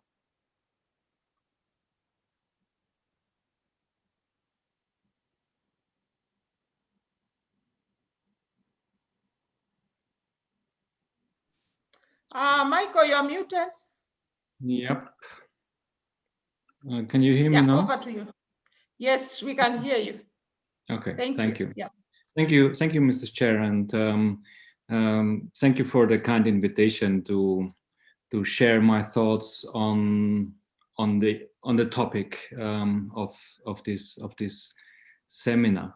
I think the presentation is well placed in the series of things I've heard so far, because it pulls together the most important lessons that we've just put on the table. My argument is very simple but profound. The transition to sustainable food systems that we need so badly is only as effective as the policies that we craft, and that includes the policy implementation. And that's that argument I want to substantiate with a few examples, but also by looking into Europe and what the European Union has done recently in that realm. But let's take a step back and ask why are we talking of food system transformations or the transitions towards more sustainable food systems that stay within the planetary boundary? Well, here you have a few reasons, a few arguments. First, the inequity in the food system. Previous speakers have spoken about those, at least indirectly, but also we are witnessing a rapid nutrition transition that's linked to the transition from low to middle income countries, and that takes place in rural areas, but particularly in urban areas, in towns and cities. Then we have the whole domain of climate change, greenhouse gas emissions. Agriculture emits, but is also carrying the burden, particularly in low-income countries. Unsustainable agricultural production that accelerates the degradation of ecosystem and crucial ecosystem services. And fourth, it seems that we are narrowing down the spectrum of the things we produce and eat. A loss of biodiversity is a big issue. And yet the policy responses that we put on the table, and we've heard a few already, appear to be fragmented, often disconnected, sometimes incoherent to each other, and yet we need a systemic solution. A food system transformation isn't simple. It requires not only agriculture to change, but all the back and forward linkages, including the consumption side. And policies shape that arena in which we enable and support this transition, respectively transformation. Hence, the policies are critical, and the transition is only as effective as the policies, including the implementation. And let's look at to me, a very striking set of data. Without going into the metric tons, you see two curves on the top. You see maize and wheat over a period of 60 years with some projections into the future. And you see that wheat, but in particular maize at global level, goes up. And then at the bottom, you see selected grain legumes and dryland cereals that ICRISAT further develops. And you see hardly any changes. Of course, there's an issue of scale in that figure. But I think what you see here clearly illustrates a gap. Now, why is that? Well, many reasons. One reason is policy and the inability to steer the curves into a more meaningful direction. And there's plenty of evidence on why this is happening. Just a few weeks ago, my colleague Alistair Orr and a couple of other ICRISAT colleagues published that global food security paper on that big question: why do small grains, and here sorghum and millet, don't scale? Yeah, why are we still talking about their importance? And why do farmers opt for other commodities, particularly in areas where from a drought resilient point of view, it would be good to run through with small grains. Same for the consumers. Well, often seeds aren't available. We've heard that. Consumer prices prohibit the purchase of millets. If you have to pay 10 to 20% more, but depend on a US dollar a day for your diet, then you think twice whether you go into small grain or bounce back to maize. Extension services, the amount we invest in agricultural research, all that creates that enabling or disabling environment for small grains to either fly or just stall. And despite some decent progress, also in relation or in response to the grain legumes and dryland cereals program, there's quite some way to go, and the policies as of now seem to be linked to almost a Greek mythology where Sisyphus tries to move up a stone up a slope, and the stone keeps bouncing back. As many of my colleagues try to promote cereals, small grains, and keep receiving these bounce backs. Well, one reason for that is certainly the normative direction of many policies currently at place at national and regional level, and also the measures previous speakers spoke about, getting the metrics right. Secondly, the food system governance, the way we incentivize maize vis-a-vis millet. I think it's very clear to the audience that the curve would further go up for maize and not for the small grains. But then there are common policy challenges that are not specific to agriculture, but specifically prevalent in agriculture. One is the vision policy gap, where there isn't an expressive statement about the promotion of dryland cereals, for instance, across the policies. But there's also the issue of policy coherence, we spoke about that, and finally a policy practice gap. Food safety and the whole space of aflatoxins in the food chain, my colleague Professor Boger spoke about that, is such an example. So we must see the political economy about the alternatives we talk about and unpack that in order to understand why we are not moving.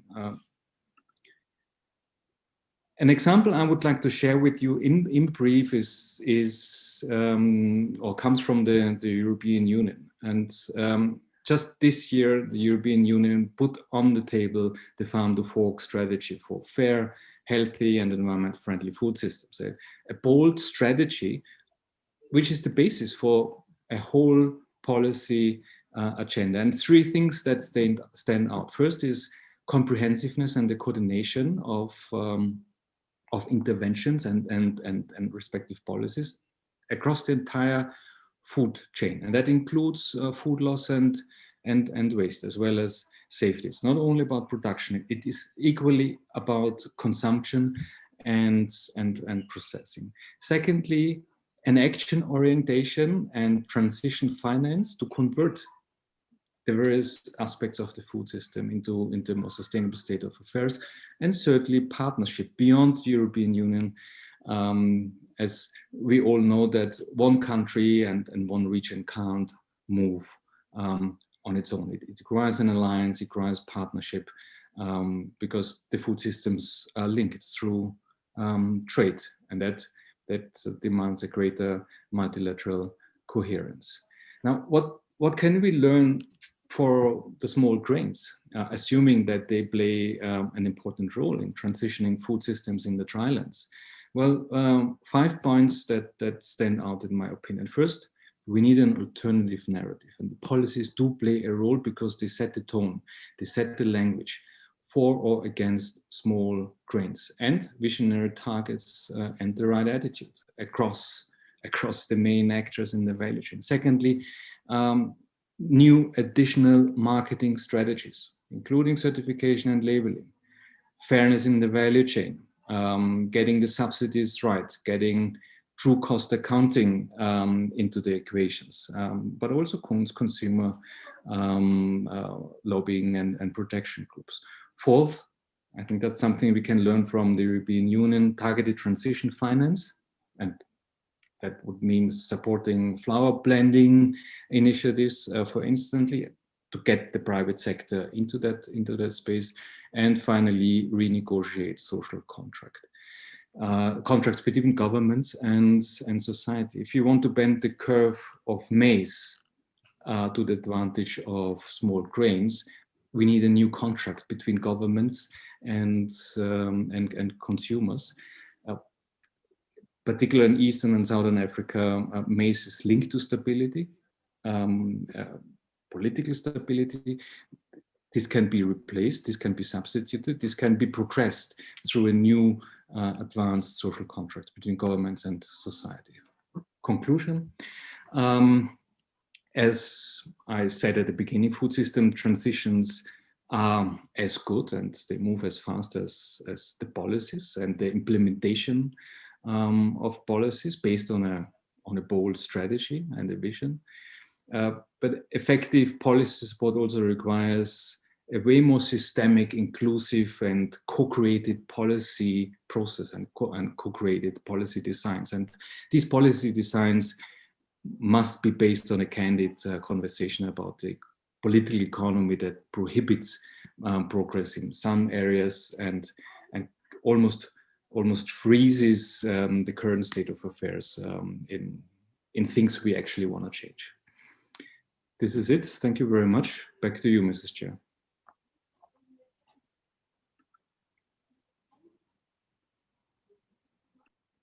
That's very insightful. You have given us your perspective on small grains, but also brought in some examples, I think, from Europe in terms of how they have been able to take some bold decisions on building a strategy that is comprehensive, a strategy that is action-oriented, and there is partnership and with clear targeting. I definitely believe that that's something that we need for the transitioning foods. So in your opinion, we have discussed from the previous panel, but also the panelists in this session, they have also said there's a clear disconnect between food and nutrition. We have all these strategies. Do you think that we go back to the drawing board and start re-strategizing agriculture and nutrition in order for these small grains to find their place? Where should we start from? Should we just patch where we are, or we start re-strategizing and borrow some of the good examples you have highlighted? Over to you, Michael. Well, thanks for the question, which is too big to answer comprehensively, I believe, because it's the answers are context specific. But what I can say is that many good policies are in place already. I mentioned aflatoxin, and in Kenya, I would cite that as a good example. But what Kenya shows very well is that consumer awareness and the ability of citizens to express their demands with regard to food and nutrition in terms of quantity and quality are critical. So I believe it's both a governance issue that we have at hand, as well as a bottom-up consumer-driven process. So strengthening policies to strengthen consumer protection groups will be critical, especially during that nutrition transition that we currently observe as countries move from low to middle income countries. Back to you. There's a question for you in the chat box. Can you expand on the alternative narrative? What narrative should be not continue with, and what should be part of the new narrative?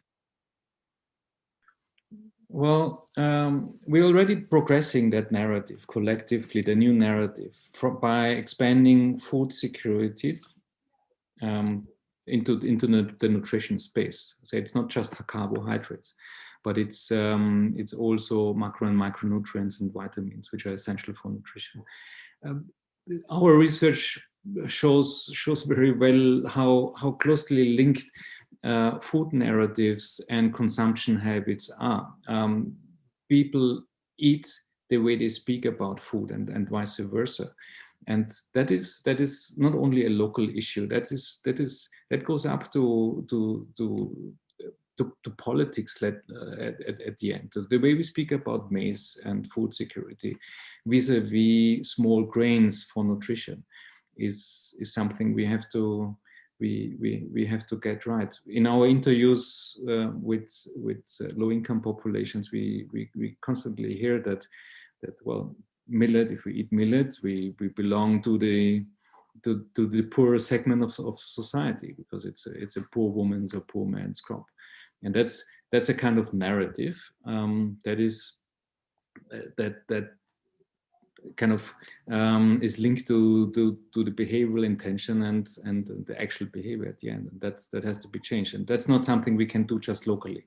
That's something that requires campaigns, that requires awareness, that requires people and examples, as we've heard in this panel, people who in high positions who speak up and say, well, we want to diversify our food plate, because the diversity we consume is also the diversity we need on farms in order to transition well. Mrs. Chair? Very much. Our audience, we have now opened for comments, questions to all the panelists. Tobias, I hope you're still there. There is a question directed to you. In your wide policy experience, have you seen good, effective examples of policies that supported value chains for more nutritious food? Tobias? Thank you very much, Rabi. I can reiterate that question and say, in Kenya, I saw the effective use of the e-voucher system for input distribution, where the government has capacity to partially fund the cost of seed and fertilizer and direct inputs to the correct areas. For example, where they are able to make sure that the sorghum and millet seed is placed in the agro dealers who are in the correct areas, where the producers can actually be able to go there and procure the inputs using their voucher system and buy the correct inputs, as opposed to a system where blanket subsidies are just given to farmers. They may end up not using those inputs, or they may not use the correct inputs in the correct areas. Then I have cited an example of liberalization of the domestic market for small grains, with a recent example in Zimbabwe, where it has been possible for traders and millers to procure millets and sorghums directly from farmers, process them, and they market them through supermarkets without government-controlled prices. So I can say those two examples of utilization of e-voucher system to channel and the direct provision of inputs to the correct agroecological areas, and also the example of liberalization of the single channel marketing system to allow many players to process and determine the prices of sorghum and millets meal. I was walking yesterday in supermarkets in Harare, and I was delighted to see a shelf, full of different types of sorghum and millets. I should have taken a picture to share with you, but it's quite exciting to see that market liberalization is a very effective tool to facilitate the consumption and production of the correct products that consumers need. Thank you.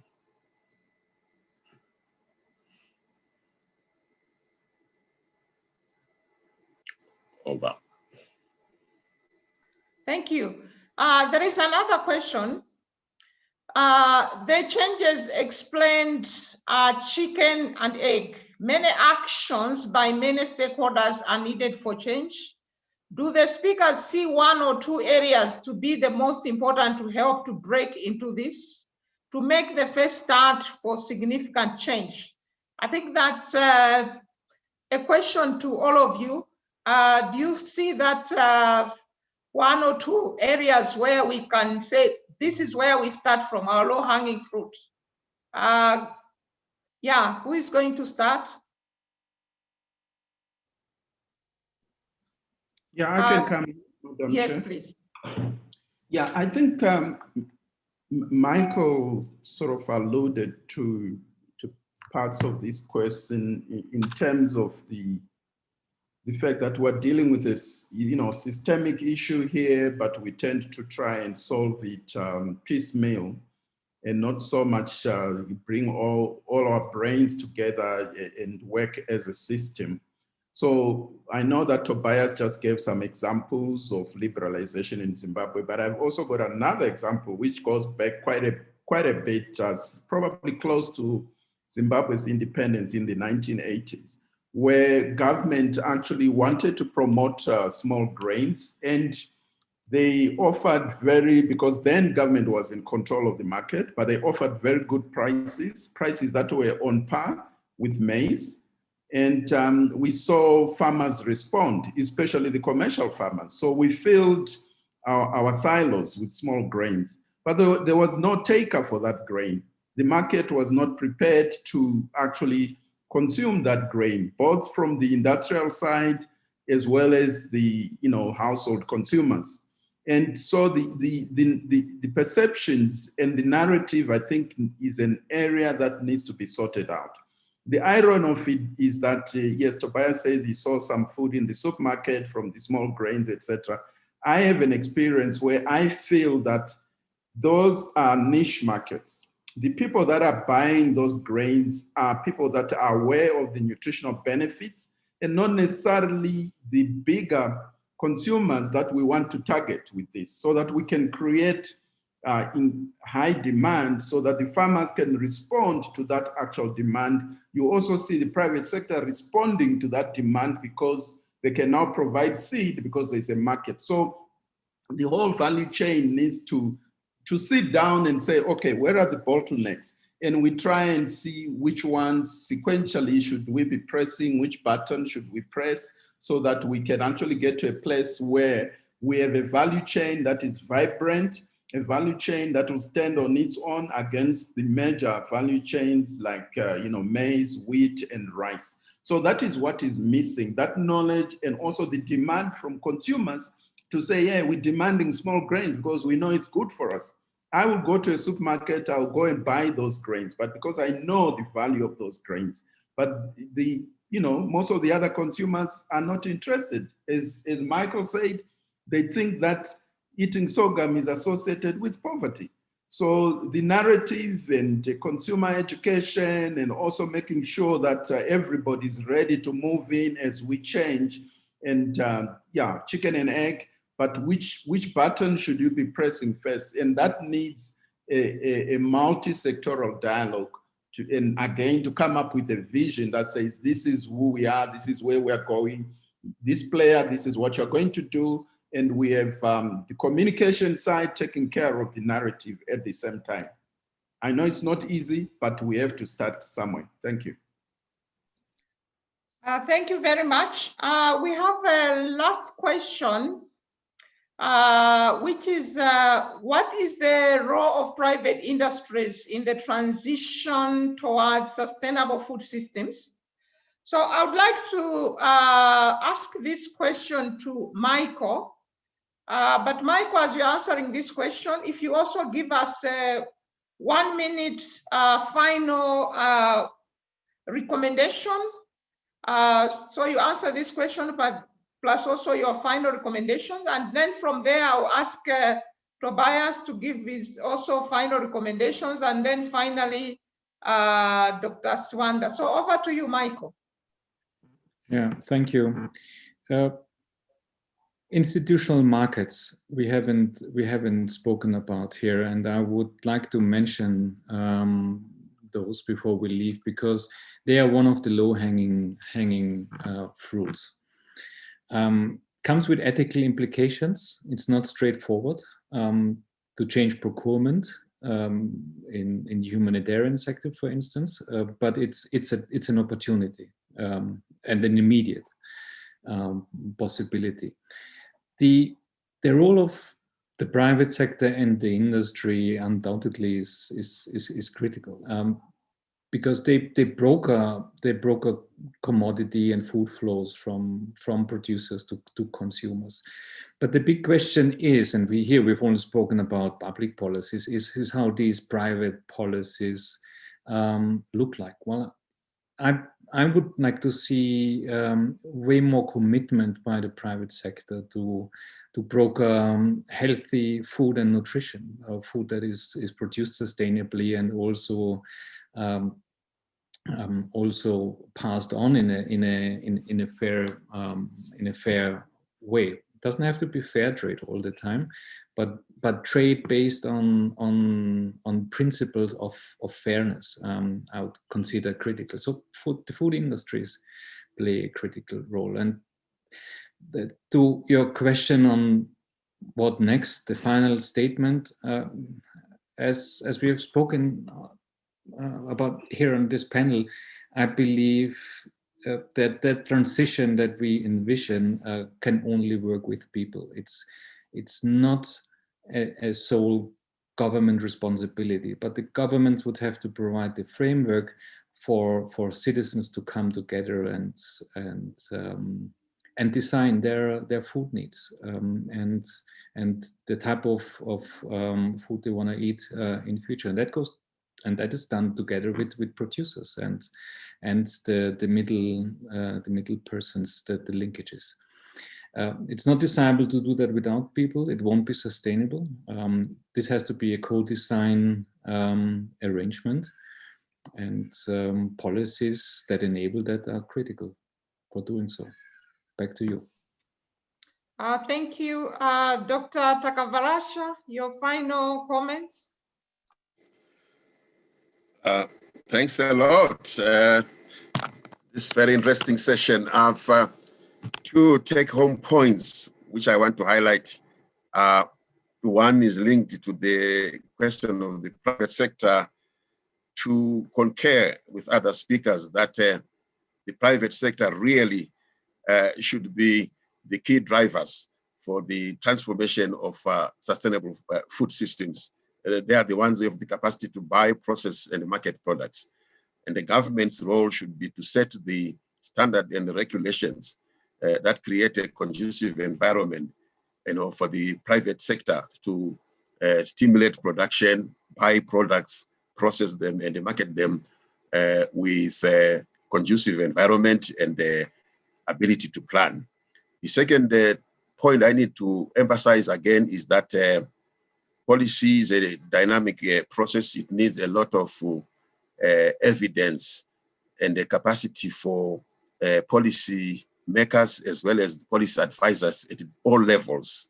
And I see a major role for policy units and the think tanks at national and regional level that can allow free, independent sharing of information of what works best, what are the best practices, what are the lessons learned from different players, and be able to offer advice, because there's a lot that can be gained from sharing the experience. Even in these last 2 hours, we have learned a lot of what has been shared, of what is possible to do in Africa to impact policies through policy analysis and evidence-based sharing of information. And the governments sticking to their role of giving policy direction, regulation, and standards, while facilitating farmers, producers, and the private sector to do the job. Thank you. Thank you. Dr. Swanda. Thank you, Madam. I think the first thing I would want is restating what Michael said. It's about the governance of the food system, which is really the core design by all actors. And I think it resonates with my answer to the other question as to how we should tackle the chicken and egg affair. So the core design is critical. But I think government still has a role to play here. From that core design and having a common vision and sitting down as the food systems players, I would recommend that government invest in a smart way, smart investment by the government, because there's certain risks that private sector cannot take on. And, you know, we're talking about the narrative and things like that. Who is going to do that? Because we're talking of a generic marketing type of thing, and no private sector is going to do that. So we'd want to see government take on this kind of common good type of projects and do this kind of thing and invest in that, reduce the level of risk so that private sector can now come in and do what they know how to do. Thank you, Madam.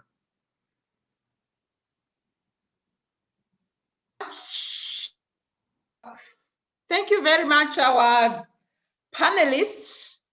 At this point, I would like to, thank each one of you for really enlightening us in these 2 sessions. I think it's very clear that we have work to do as far as in this smart food, a good example being the small grains. We have a lot to do.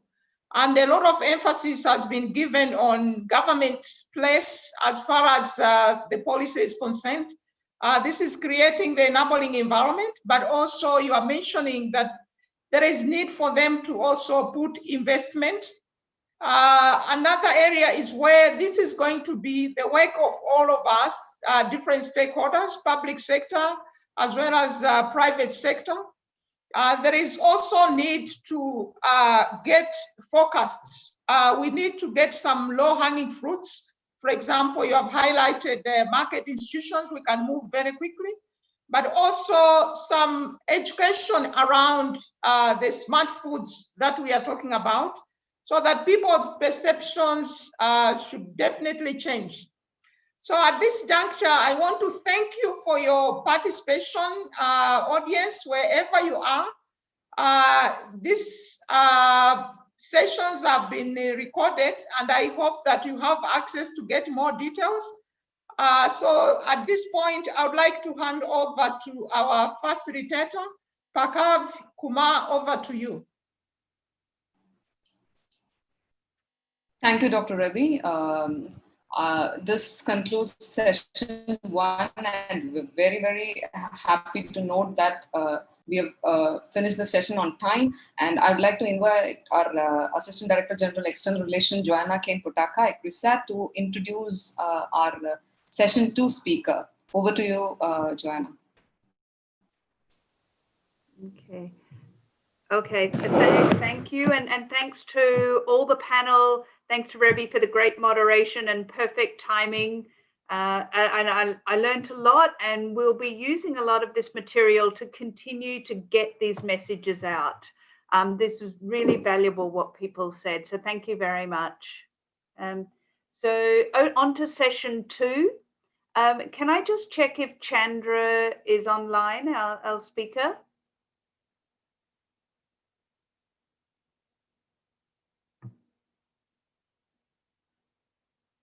Yeah, I'm not sure if he is. So Parkavi, we'll just wait 1 minute for Chandra to join. Maybe we can put up the session card while we wait for him to join.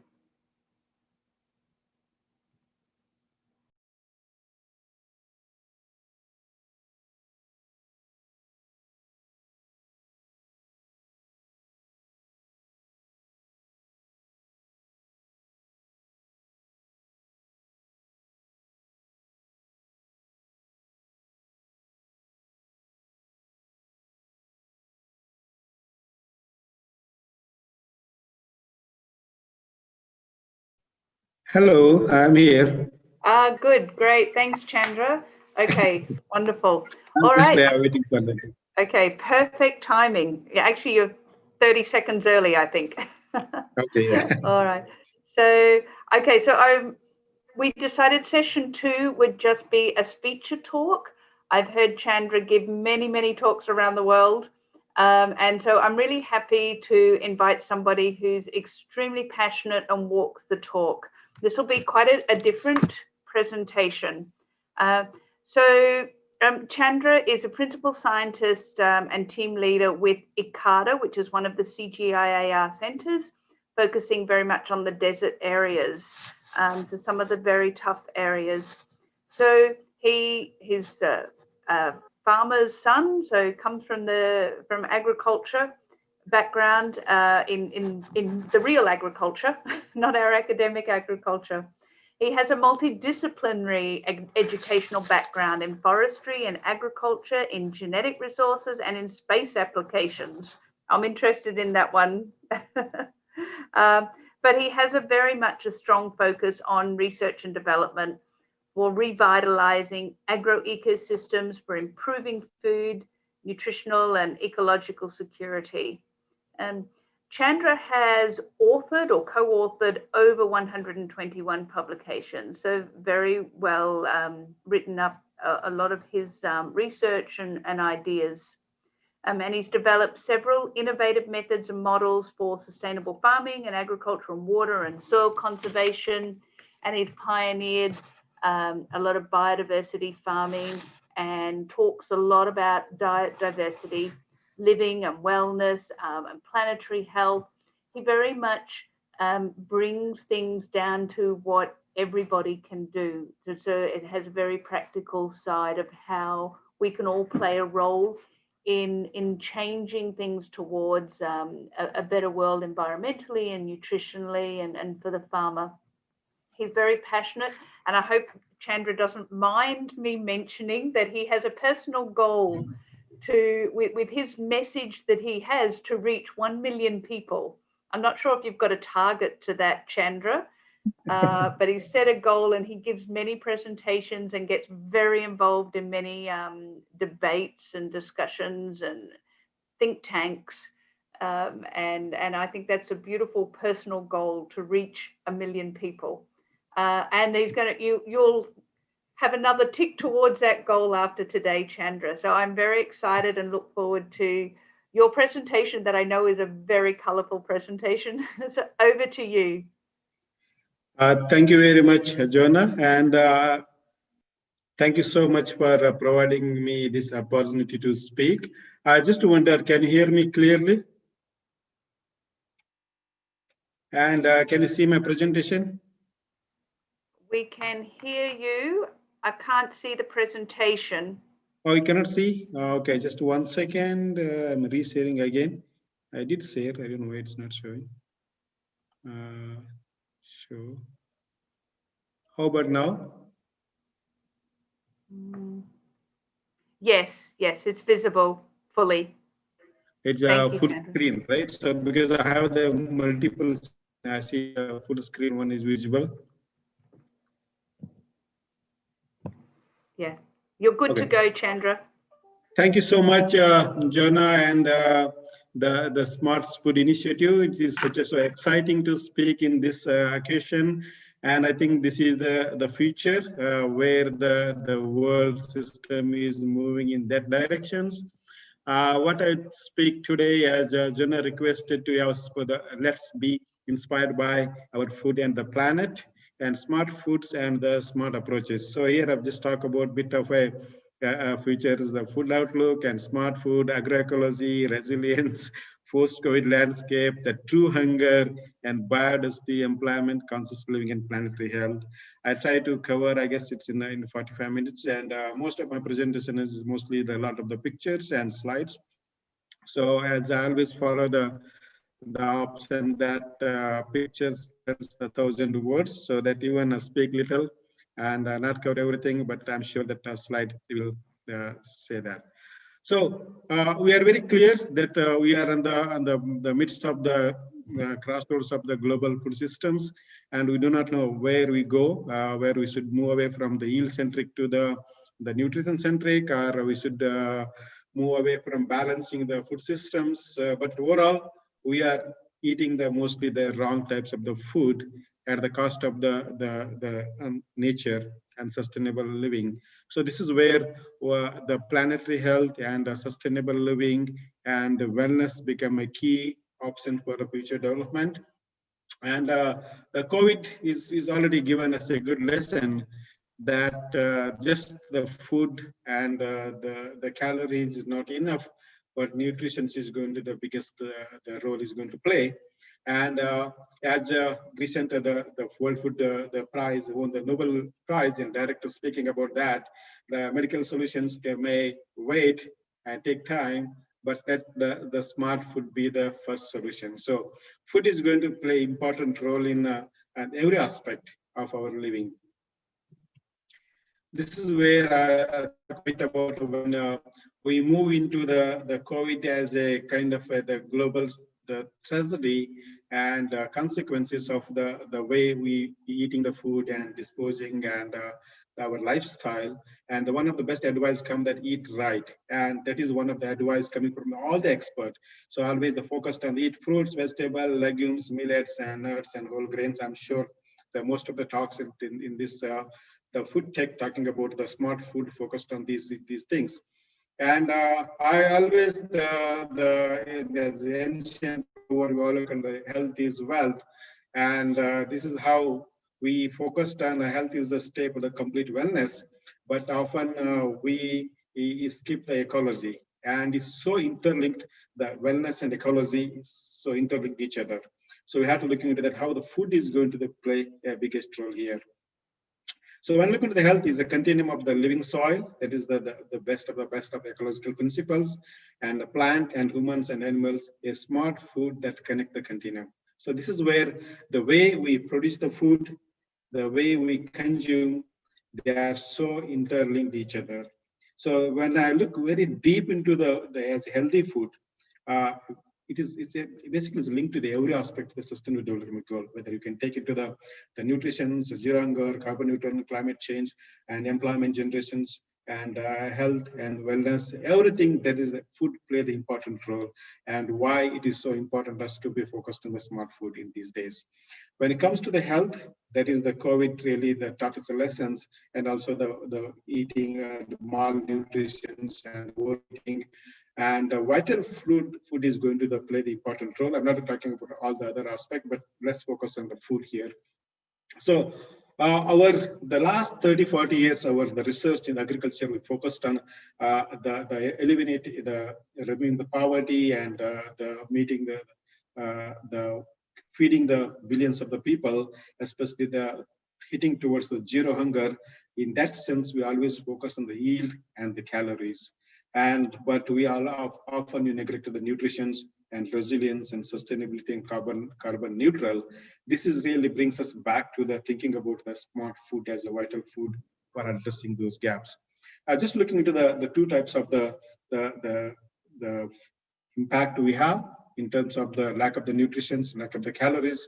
One part of the world, we are still struggling to reach the minimum meal calorie required to sustain, and other side is eating the too much calories but lack of the nutrition. So basically we are addressing about malnutrition. There's so much of the hidden impact. This is where I call it as a twofold hunger. It doesn't mean that I'm eating the too much of food that is always the good. It is always the lack of the nutrition. So this is where we need to tackle in the new era of the food systems. And this is where we can bring back to the changing demographies. And we are migrating a lot of the people to urban. And it's expected that by 2030, the 60% of the world population is living in the urban.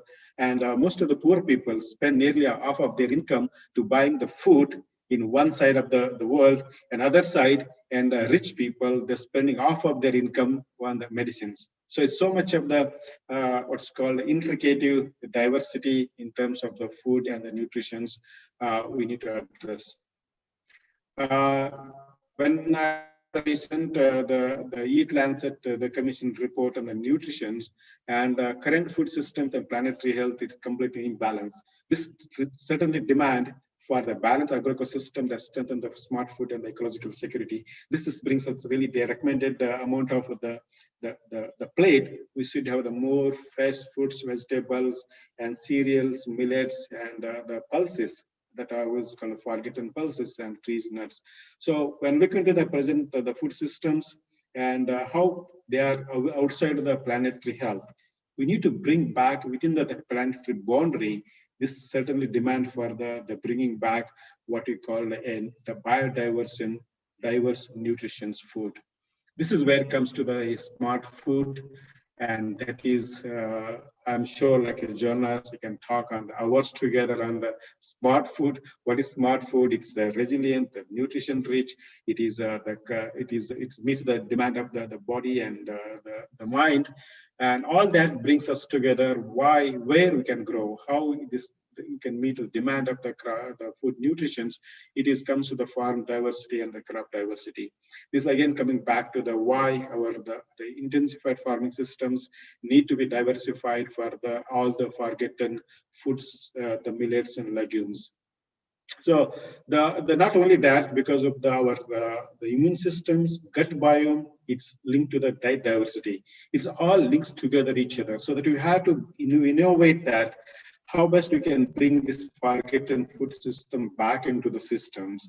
And that required a huge strategic way to deal with it, not just only the producing the food, but changing the tongues of the people, elite people in the living urban cities, how they can change into the food systems. So this is also brings back to our resilience, the building the resilience, and resilience not only just on the rely on only the choice of the species or the crops, but also building together in the network. And it should be the good soil, crop diversity, rotations, organic matter, fungi, what you call a water holding capacity, resilience to building that. This required a fixing the broken food systems that need a sowing the seeds of the resilience in the people's hearts and the tongues that bring the forgotten taste into them, how this really the food systems really help. That is where we required a changing a diet pattern and a cropping systems that towards the sustainable living. And we look into the plant-based versus the animal-based. I'm sure that we'll learn the lessons on that.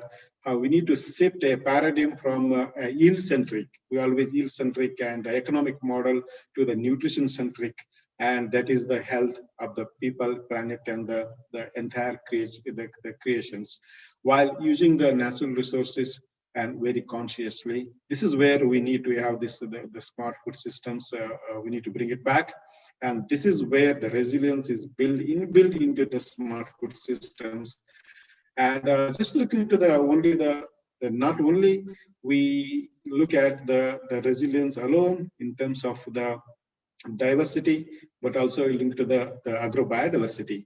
And there is so much of the species in the planet, and that is in edible in nature, but only the few crops dominated our plates and our food systems, our ecosystems. We need to bring back that diversity. It's just take example of the forgotten pulses. Nearly 65,000 landless is grown alone in Asia alone.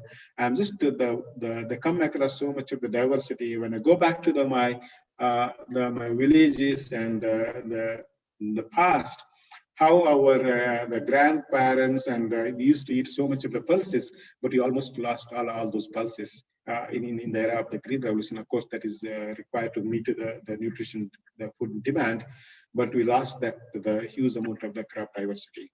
And not only that, the diversity linked to our nutrition, but also the overall ecosystems and the planetary health. And just I give you the one quick example here. I just took two examples of the the smart food we can consider, one from Asia, one from in Africa. And underutilized crop species, neglected species, minor crops that plays an important role here. I just look into the theft of the Ethiopia highlands and the horse gram in the drylands in the arid climate. And these two species, they can survive in any kind of the harsh conditions, whether heat wave or the drought and pests and diseases. One beauty of the horse gram is that even there is a lack of the soil moisture, it has a capacity to absorb atmospheric moisture, then send the moisture back to the root systems. This is how they play the important role, but we never explore this potential. So that I can go to the supermarket here, I can get to about 10 types of like 100 types of the pasta from Italy, and about 50 types of the rice coming from the India, and even like different types of the corn, bread, meal, it's coming from the Mexico, but I hardly find any millets in the supermarket. This is where I see that we need to stimulate the demand and expand the affordability. And how the smart food is just not only the building the productions, but the producing the different recipes into that, how people can eat it. Many people even not know how to eat the horse gram or the millets.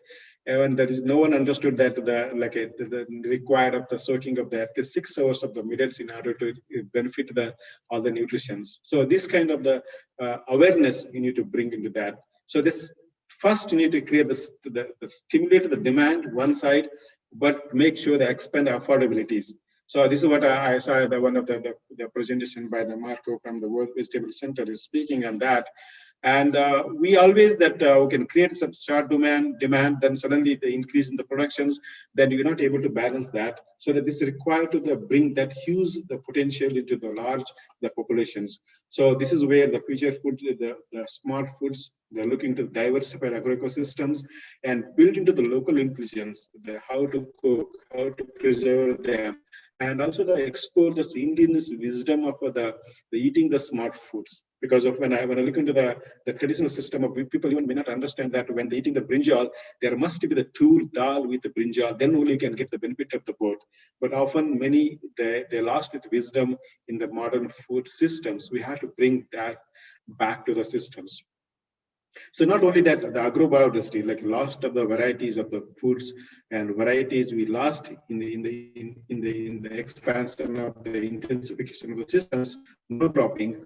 This is required to bring that the lot of the tolerance varieties and germ plants that really the high potentials in terms of the connecting the urban periphery to the rural economy, and always our food systems built in such a way that it is ecologically viable and economically sustainable model. And this is where the growth potential is so high in the smart foods, and that really helps us to reducing our carbon footprint and water footprint, and even like a land footprint and the amount of the food required. And I'll come back to why it's so important to the connecting this to the rural and urban, the linkages in order to bring the food systems. This is, I say that the organic potential is so high in the producing the food, which is the chemically free. I just to give you an example of, I was in the Delta the last the week, and I bought a few the cabbage, the big heads of the cabbage, at the farmer sitting next to the selling the cabbage. I just took the few leaves, I removed that one, I put into the donkey. His donkey immediately rushed to me. No, don't feed that the cabbage to my donkey. I just, why it's that? No, it's a lot of the pesticide here. So I not want my donkey to eat this one. But you are selling it to me, and so, sir, he gave a simple answer. That my Arabic friend translated that one. What the farmer telling that he is ready to sell the produces without the chemical, but there is even small hole in the vegetables. No one is ready to buy. So I have to force to the spray the chemicals to keep the pest away, so that there is no the holes in the vegetables, so that the people buy that. So this is the irony that we are one side we are requesting for like a food should be chemical free, other side we request asking that food should be looks nice and very beautifully, and there is no insect in that. The simple logic I'm telling that to the smart food systems, that if the insect eating your food, that means it's fit for you. So this is where we need to bring the diverse choices of the food with meat, flavor, taste, and nutrition is possible only. We can increase our diversity in the food. And the space is no limitation, certainly. You can grow the smart food everywhere because of, and then the thing comes to the neglected species, like for example, millets and pulses. We always push them to the like a degraded lands, less resources. We can always put the high demand crops like a wheat and rice and corn into the very fertile soils, and you remove all the millets into the neglected soils and the less in the resource utilizations. And this is then we compare that, oh, millets yields are less as compared to the coarse grain cereals, because of this is how we are pushing our management practices. Even they provide the same options to what's called equal opportunity for the millets and the main grains. They can beat the other production systems so vastly. So this is that brings back to the where the potential of the growing these kind of the food. There is vast amount of the dry lands, and when the food grown under the stress conditions and in the dry conditions seem to be the high nutrition than the too much of the water applied. You can eat the greenhouse cucumber versus the open field cucumber, you can see the taste and difference. And there is huge potential of bringing this into the entire dry areas of the world. I call the desert potentials in the dryland potential, bringing this smart food. And this is where we can bring the sustainable futures. Just take example of the amount of the food we lost in terms of the diversity. And nearly 80% of the food diversity lost in the last the 70, 80 years. And we can go to the market. You can hardly find any of these the diversity of the food in the market. Only get a few types of tomatoes, a few types of vegetables, a few types of pulses. And used to grow nearly about the 120 to 130 the main the varieties of the pulses. Now hardly you can count them by 12 to 15 types in our own village. This really brings back the diversity. And not only that, it is bringing the diversity for the entire landscape, but diversity in our gut biome, because that required a different kind of the food elements. For example, you can skip the black gram, and doesn't mean that I can just replace something else, but there is a certain bacteria gut biome rely on the particular black grams. So this is like that. We need to have as predicted that as estimated, nearly we need about 300 to 400 food elements in a month in order to keep our gut biome healthy. Sorry. This is where we need to build that connections between the gut biome and the gut, where the pulses, millets, they play the big role. These are the high, the protein and as well as the fiber. This is the real meal for the most of the gut biome. And it's not just only our emotions, everything linked to our gut biome. This is where we can bring the food diversity.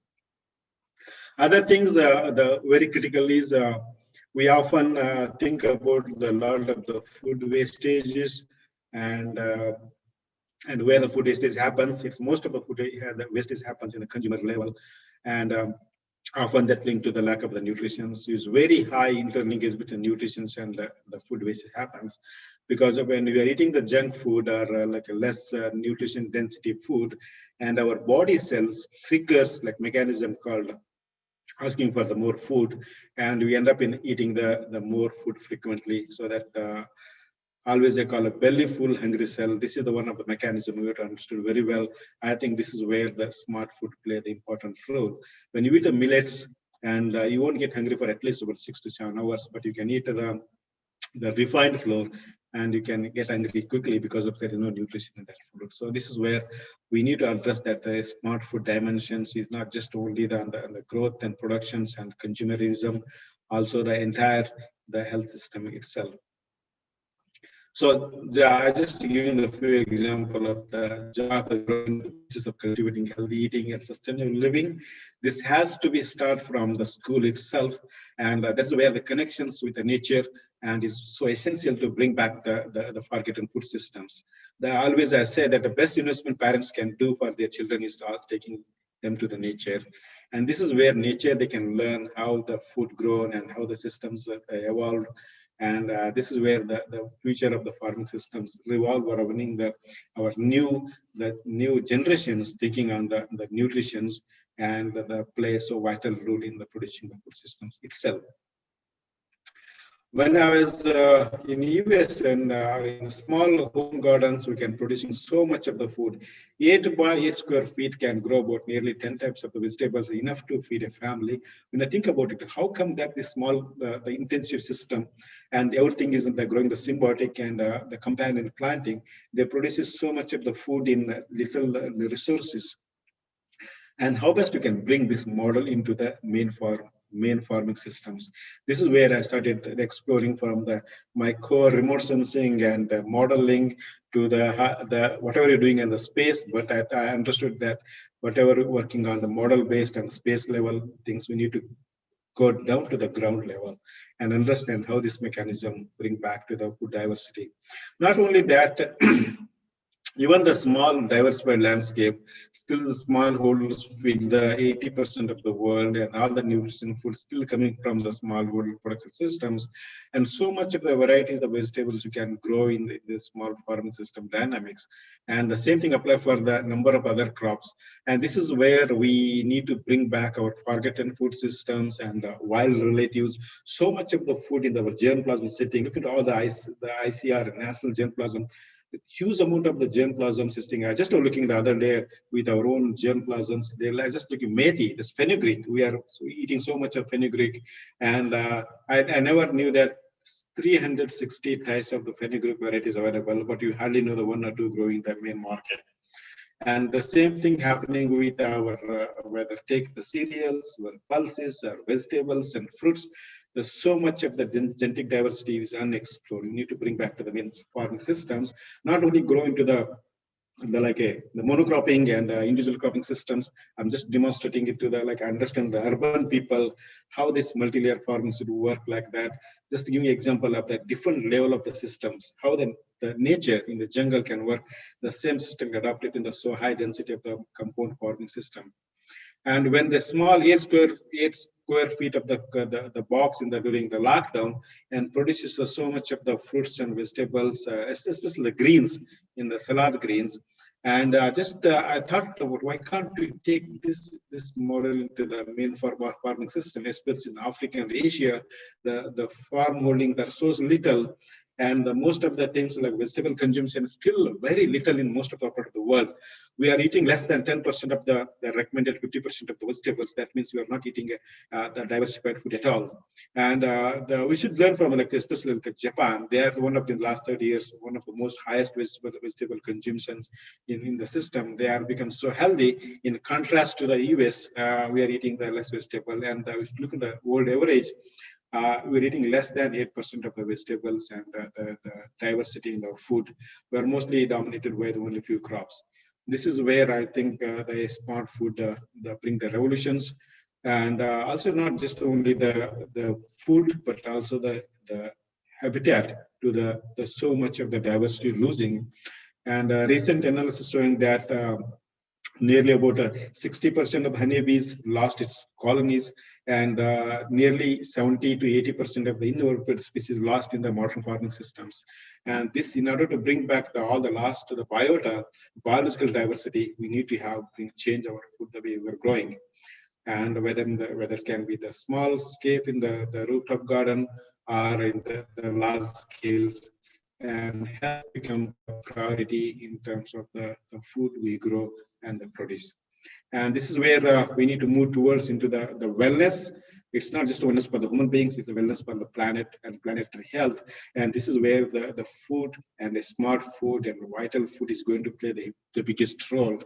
I'm glad that the journal and the team led the smart food initiative. I think they came the right time of the where the global food transformation is happening, and that this needs someone like that throughout the world, the people leading this kind of the diversified food systems that really helps us transform the entire family farming, they enrich the lives of the smallholder farmers in one side, but simultaneously it's helping the urban elites to get into the better food and the sustainable living. And when you eat that, how best we can reach that into that large dimension of the people and market systems and all its links together. This is where I call the desegmentations. We bring back to that the last diversity and the recipes, the way we can consume the food, where we can grow. This is where we need to bring back that the geotagging and agrotagging and understand the farm dynamics and identify where the particular food we can grow. That really help us to build a resilient systems. And when looking into the paradigm shifts towards economically viable and ecologically sustainable nutritious productions, and this is require optimizing interventions and recognizing the geographic origin of the food and site-specific interventions. What kind of the food can go where, and that is really the become a kind of the base. The basic unit of the sustainable intensifications. And once you've done that, link them to the market, the economics, and where this particular the food can be consumed and the processed, where the demand is required, and that's linked to the what's called farm to fork or the farm to plate, and linking the smallholders, the consumer segment. This is where it brings the financial inclusions. This required a functional domains that require integrations in the modular way that leads to the services. This is the evolving areas one we can build the food transformation. So take an example of the food system transformation required in terms of the crop selections, the right crop, right variety, where you can grow that, and that link to the very good the precision decisions and the farming practices, optimum use of the inputs and resources, because of most of the smallholders, the cost of the cultivation is the inputs in terms of the seeds, fertilizers, and the labor and energy. How best you can optimize that in terms of the designing the right crop in the right locations so that they can produce without any much of the what's called the additional inputs in terms of the pesticide and labor and those things. And only then, not only just selecting the crops and farm practices, but linking all the productions to the market has become one of the vital now, because of sometimes we grow a lot of the food and ask the farmers, okay, there is a demand, you can grow this food, and farmers switch to that particular the new crops and new species and new varieties, and then there is a market demand is not there enough to. When one farmer make a profit, and suddenly there is a lot of farmers follow the same farmer, then there is too much of a demand, and simultaneously we've not created the supply chain meet the demand. So this required holistic approaches to how the post harvesting the market linkage is so essential in order to build a smart food systems. It's viable and economically, both ecologically, in terms of the long term the goal. So that's required the quantifying the farming system dynamics, look at it long term, where are those producing, how much the consumptions, and in terms of the resources, fertilizers and market accesses, and where I can target in terms of the context and the options, so that whether if there's a demand for the traditional food in the particular locations and whether we can grow there, or what kind of the food we can grow there. Also looking into the processing chains and understand dynamics between the farming systems and measuring the impact and reducing the vulnerability. This all that interlink each other, and this is where I call the the on-farm dynamics to understand that what kind of the food I can grow that one, and bring back to the communication technologies that is going to play the important role here. We often do good research and the production mechanisms and everything, but just bring the awareness to the people, what food they can eat, how they can eat, where they can grow, how they link to that one. We require to understand the entire this precision platform and link within the framework of what we call the mobile-based, ICT-based technologies. And now they are predicted that by 2030, the 90% of the world population should be using the smartphone. And of course, there's already there is a much ahead of that, the goal, we're probably reaching the soon. And how best you can make use of the communication technologies, how people know where they can buy the food. If the farmers can produce a particular unique food of the requirement for the city, so that people can leave the messages in between. There's machine learning and AI-based crop choices tell that which crop they can grow where, and if you grow farmer produces that one direct link to the consumers. That way, that reduces a lot of the wastage happening that one. This is really the model I really like that in working in Bangalore, few farmers trying that one. They link to the smart foods to the apartment, and apartments say the demand, okay, I need this kind of vegetables tomorrow morning, and farmers harvest only that vegetable, bring that one. There is no wastage of there is no worry about the preservation, storage, and wastage, and while consumers getting the fresh food in the same day. I think this is the future of the systems where we need to bring back the lot of diversity and the awareness. We have to create that. So that leads to the what sustainable intensifications of the monocropping systems dominantly, and still the 80% of the world the production comes from the monocrop based systems, and that is high potential to diversify the systems that help us to build what we call a inclusive farming. Inclusive farming systems is not new, and we go back to the traditional systems, whether in Africa, Asia, Americas, everywhere. We used to always look into the demand for the family. You can always put in a small vegetable garden, something that produces nutritious food to feed a family. But the large chunk of the farm, they're producing for the quality, the premium produces. So this is very critical. We have to bring this awareness to the smallholder, the settings.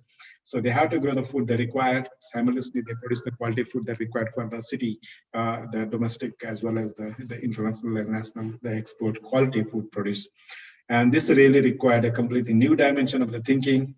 And how best we can bring that all that, the intercropping systems and multi-crop systems and the interventions of the different crop varieties and germplasm strategies that fit into geographic origin. So we have to identify the geographic origin of the species when it comes to the smart food, because of when a particular food become a demand and everyone started growing that, and the same variety you can grow in one locations, you can produce in different locations, the nutrition profile will be different. So that geographic origin, site-specific recommendations is very key for achieving this kind of the growth potentials. And I think this is where we need to understand that where the local intelligence and food system transformation required, understand the gaps and quantify that systems. And this is where we move towards the farm stay, and the future of the ecotourism should be revolving around the farming system dynamics. And the family farming is still going to the biggest role. And this is where I think that crop diversifications, bringing the entire the network of the consumer segments to the producer segments together, and in both the value chain is also playing an important role afterwards, and move away from the single commodity to the compound productivity. That is where the future of the food systems play the biggest role. And this is my few the way forward and actions. So we still reforming into the transforming the food systems at CG level. And growing healthy food is still a single largest lever to achieve the UN SDGs, because of everything is linked to the healthy food, and healthy food is the smart food. And that required provide equal opportunity for the minor, neglected, under-replaced crops of the superfood values. Because of we always, when it comes to the smart food and superfood, and we are always putting them into in kind of neglected spaces where they can still thrive, because a barley can grow even in the dry lands, keep it in the dry lands, so irrigated only for the wheat. So this kind of discriminations in the crops should go away. We have to bring the equal opportunity for smart foods to be thrive, and I think that is the future. The food and dynamics is revolving around that kind of the policy level changes, and of course leverage the digital augmentations and citizen science. I always call citizen science with the farmers, producers, and everyone, that they are the science. They know how to grow the food. Only required is the right amount of the connectivity between them to what they produce to provide the market for them. This certainly required a better communication technologies. How best like the smart food the ORG, this is what they created, the website here in this one. And they're like the often people, they wanted to buy the millets and cook, but don't know how to cook. And this is where that's providing a lot of the recipes. This brings the communications and timely, the informed decisions and site specifics and community specifications required in order to bridge the gap in every level, whether gaps in the technology, gaps in the digital divide, gaps in the nutrition, and the production dynamics. We need to work in the framework of the inclusive agroecosystems and ecology, the agriculture cannot be separated, and it should be inclusive in nature for the better food and nutrition security with vital crop diversity as a future smart foods. And we have to keep this in mind, that inclusion is our future of the farming systems. And let smart food be the core solution for a global health, wellness, and planetary health. Because of its huge potential is there, whether look into we shouldn't rely on everything for the medicine for everything. And nearly like the 70 to 83% of the chronic populations, chronic health issues, they are just linked to the not eating the right food. So we have to let the food be our medicines, and smart food should play the future dynamics as well. Thank you very much for these opportunities, for the future, the directions where should be leading. And nearly 30% of the world food system will be coming from what you call the future smart food by 2030. So I closed my last slide. The production follows functions. We need to let's leverage the technology, crop diversity, local intelligence to wisdom to build a broken food system for healthy living and planetary health. Thank you very much. I hope so I'm making the time. Great. Yes, that's perfect. Thank you so much, Chandra. Rich with information as always for you. So Chandra, just some questions and discussion on that too. Sure. So you personally have a wealth of information, and your work and your personal interest has driven that. Now, most people don't have that knowledge to be able to make the best decisions. So, and I know you have played a very key role in trying to get those messages out. Of course, you can't do everything around the world, but you're playing your part. In the experiences you've had, what have you found to be most effective in impacting people? And like sometimes you see people, that aha moment, and they click, they get it, and they become converted, or they start to change their lives, because this is about behavior change too. It's not as simple as choosing one apple over another apple. So have you, can you express where you think you've seen people change, and what's really sort of triggering that sometimes? Yeah, I think the one thing is really the taste of the flavor of the food they eat. When people never exposed to the real food they ever tasted, right? So when I did this one, when I growing a lot of the tomatoes, growing nearly about 63 types of the tomatoes in my home garden, and I gave it to the people, then they tasted the tomato. Oh, it's really different. So flower is so different. How come it's really different? I thought this is because of this different varieties. It's not what you buy in the supermarket. Can I grow this one? Yes, of course we can grow. When the people that ships to this kind of the varieties, they started growing that one, they said, oh my God, this is completely different. And during lockdown time, nearly about 5,000 people, they followed our rooftop garden model, nearly about in 48 countries, they're growing. And see the differences, people, they're sending me so much of the comment that when they shift to the gardening and the outdoor life and nature and started going to farmers and picking there, and they really changed the way their healthy system. They are like a number of the hospital visits reduced. Some people telling me like that they reduced the consumptions of the medications at least.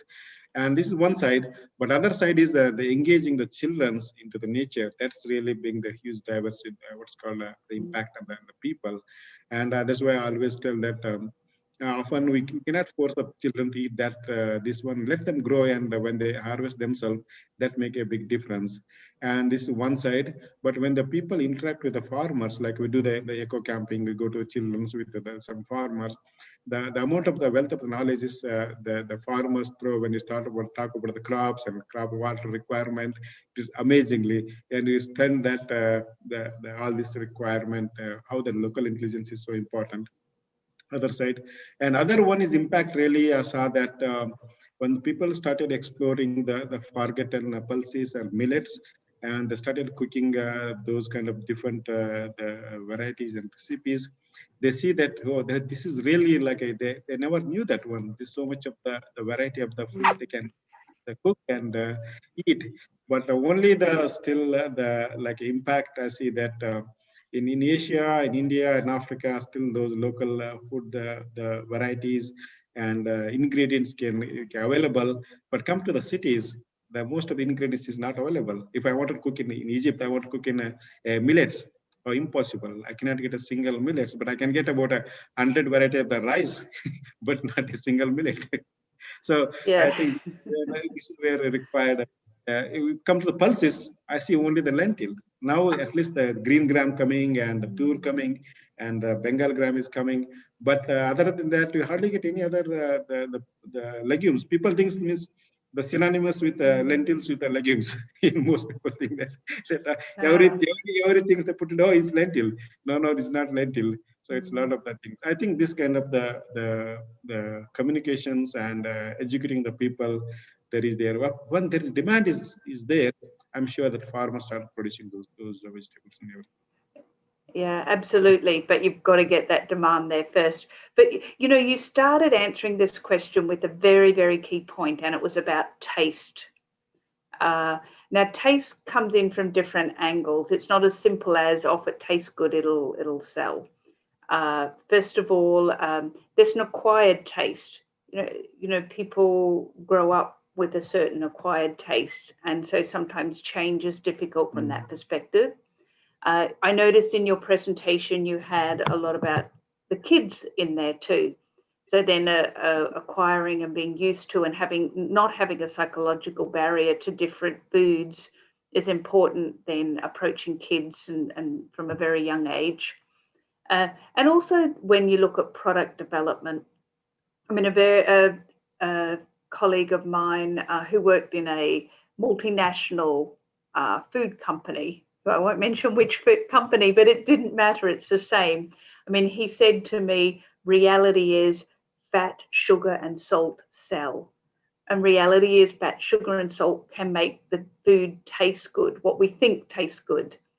And when people are used to those tastes, it's very, very hard to go back, and it's very, very hard to compete with something high in that. And it impacts on our taste buds, it impacts on the body and what it's expecting and used to. And it takes time to change and appreciate different flavors. So that creates more and more challenges for us. And I remember when I lived in Asia, and then later I moved to Italy to live. And in Asia, I was very used to many, many flavors, many spices, and everything having sauces and being very full of flavor. And when I went to Italy, I thought, well, why is it everybody raves about how wonderful Italian food is? There's no taste to it. And it took me 4 years to really adjust my taste to start to taste the natural flavors of foods and to start to really appreciate it and really enjoy it. So we have so many barriers to overcome in changing this. But And I think every part makes a difference. It's the knowledge, it's understanding the nutrition, it's the taste, etc. And I remember I went to, a couple of years ago, I went to a conference in Australia, which is their biggest annual conference on food, for the food industry.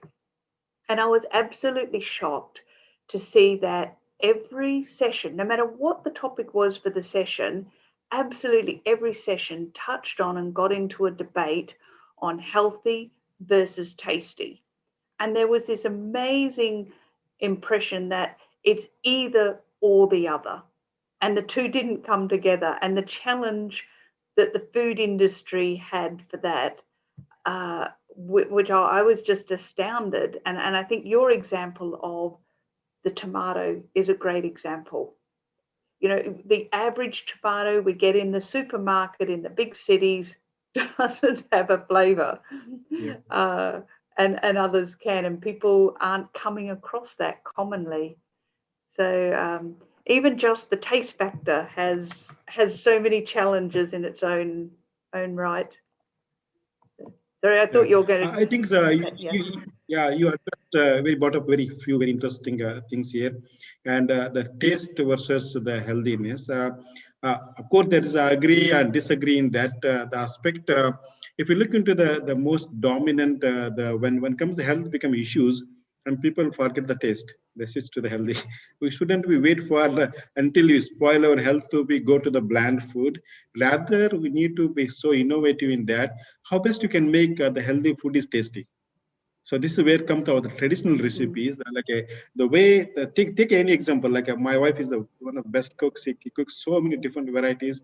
We try all the different varieties. Something like the kids that think, hey, Mama, so this is from McDonald's. This burger is tasted, and can you make it like this one with your food? We always take the challenge that one. We bring it, and they tell that, okay, oh Mama, you are the best one, better than the KFC. So is it possible? Only you need to know that how to bring that recipes. One thing. Other thing also by eating the spicy food in the dry climate, I cannot adapt the setting to the setting in the temperate climate because of our body needs. It's ecological. That's what I'm calling ecological indicators and geographic indicators. Very vital here. Suppose, for example, I'm eating the very spicy sorghum roti in my place. I cannot eat the same spiciness I'm sitting here in Egypt or in Italy because of the body rhythms and vata pitta kapha. It's so rhythmic with the nature and the environment we are living around. That's why you look into the very dry areas, dry climate, and the people used to very spicy. If you go to the more into the hot and dry area, you can eat the more spicy, more chilies because of the capsaicin in the chili. It's bringing the cooling effect into the body. That's why this high dry climate people eat that more. But if you look at the temperate more and more, the same amount of the spices I can eat in my home, I cannot eat when I'm in America. I was just surprised. What's happening with my body? The same for me. Cook the recipes for me. When I bring there, I cannot resist that one. This is where we have to understand that, so that we cannot bring the pasta I can eat in the driest climate here. That's not fit at all. There's sorghum fit very well there. This is where we need to link into the food system, and what's called eat local and be local. That is the concept we always follow. Be in Italy, be like the Italian. So it shouldn't be take my food to the Italy, I can eat the sorghum roti there in Italy. No, it's not going to work. And unless there is an adaptation happening in your body. And also same thing our gut biome is so diverse. If I ask my children to suddenly shift to something that they're not used to it, and it's required transitions. Our gut biome cannot adapt to the new systems rapidly.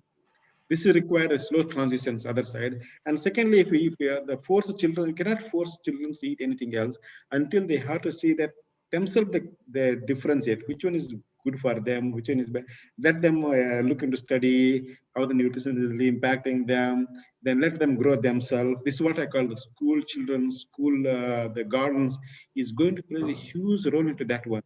This nature of our human cycle. When the small children is there, they live into in the floor. You first can take a small mud and put it in the mouth and live into the floor, the farm. You go and just jump into in the mud. And this is nature how they build their immunity.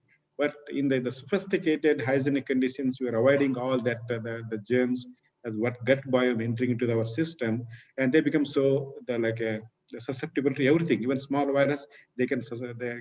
Take an example, our kids, like they are like, they never get sick because just are living in the nature and eating the natural food. I think this is where what I call communications, we have to bring this awareness.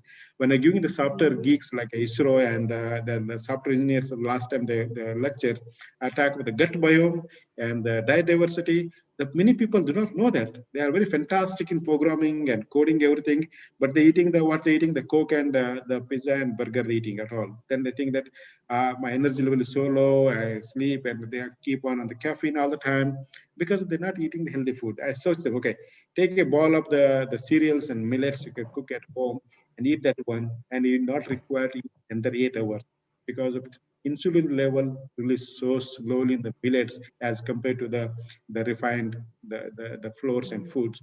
And this is many people are not aware of that. So if you bring this all together, geographic origins and how to cook, what recipes, whether I can make my recipes more tastier than the what you can buy the salt and sugar induced food. Yes, can be done that in such a nice way. This is where we need to bring the traditional wisdom of the cooking into the yeah. Okay, good. Actually, I'll make a comment before I go on to, there's a question from the audience as well, but you sorry, just checking. Yeah, so you talk about immunity. You can hear me, Chandra? Yes, I can hear you. Yeah, okay. You talk about immunity, which is obviously extremely topical right now, and you talk about immunity by exposing yourself and living an environment in varied environments, which of course we're all doing the opposite at the moment, but hopefully not for much longer. And then of course the other way to build immunity is through the food and more nutritious food, and diversity of food as well, and having the whole diversity of all the different micronutrients that your body needs to build immunity. Well, to be healthy, which builds immunity. But I have a specific question from the audience, and so they have asked, they've said you have worked closely with farmers, and to what extent are farmers knowledgeable on the markets and knowledgeable on consumer preferences while considering the varieties? So when they're choosing varieties, are they very aware of markets and consumer? I think it's very, very very interesting questions. In fact, that has become a very relevant at the present time. When the farmers, like as I said, that if you produce anything, and we always the supermarket and what we call the urban the market economy, they look for the nice looking and fresh looking uniformity. It is the one question was there. Why farmers, they know that farmers they're doing the wrong, then farmers aware of that one. And they when I met the several farmers, they're growing themselves as a kind of a more traditional varieties, but for market they're growing the hybrid or whatever the market is required, like uniformity is required. So this is very, very the important. Farmers are aware of this one, but now there's if they grow the heirloom varieties and the things, then market people, they're not looking at all the deformed eggplants or chilies. They're not looking nice, the ugly, and there's not much market demand for that one. This is where the awareness is one important side. And also the new farmers, go to the traditional farm one side, the new farmer, there's new generation of the farmers. They also lost all this, the wisdom of the farming. They just go for the mechanized, like a machine-based, whatever they recommended technology. They grow for monocropping and produce and they're done. But that is where they are losing a lot of the things, because most of that's kind of the farming input cost is nearly about 80%. So hardly make much profit in that one. If the farmers could talk to these farmers, they're growing both kind of the varieties, some traditional, some like a commercial interest. They're always making the profit because of the selling those traditional variety within the locally. So understanding the consumer segment and market segment is huge difference is there. This is where a lot of this smartphone enabled, the technology coming and startups started linking the farmers to directly to the market. For take example, a unique brinjal in West Bengal. It's grown. We have to make a certain kind of the biryani. We need to have that brinjal. We cannot replace that brinjal with a hybrid or some brinjal. Then you not get that taste. And there is unique people looking for that brinjal, and often farmers do not know who are the people looking for it.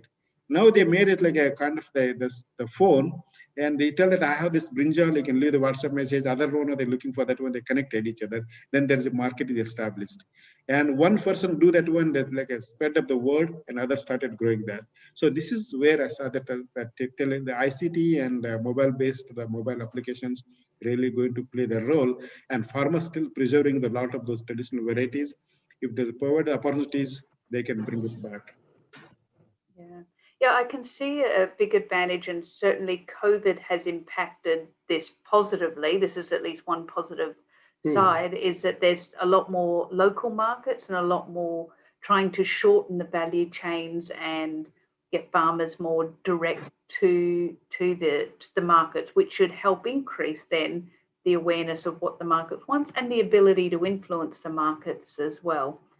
But I was really amazed by the statistic you said, Chandra, about 80% of farms globally are monoculture. I thought that was really astounding. And that's impacting on what people eat, particularly in developing countries where what they grow has a major impact in what they eat. And then it's impacting environmentally. And that's a big change that we need to make. That's going to be a huge, massive change to be able to impact on that. Yeah, this is very true. Like take example of our own farming, and even small farmers, less than 2 acres, and they used to at least about 30% of their land. They used to grow something else other than what they're selling the market.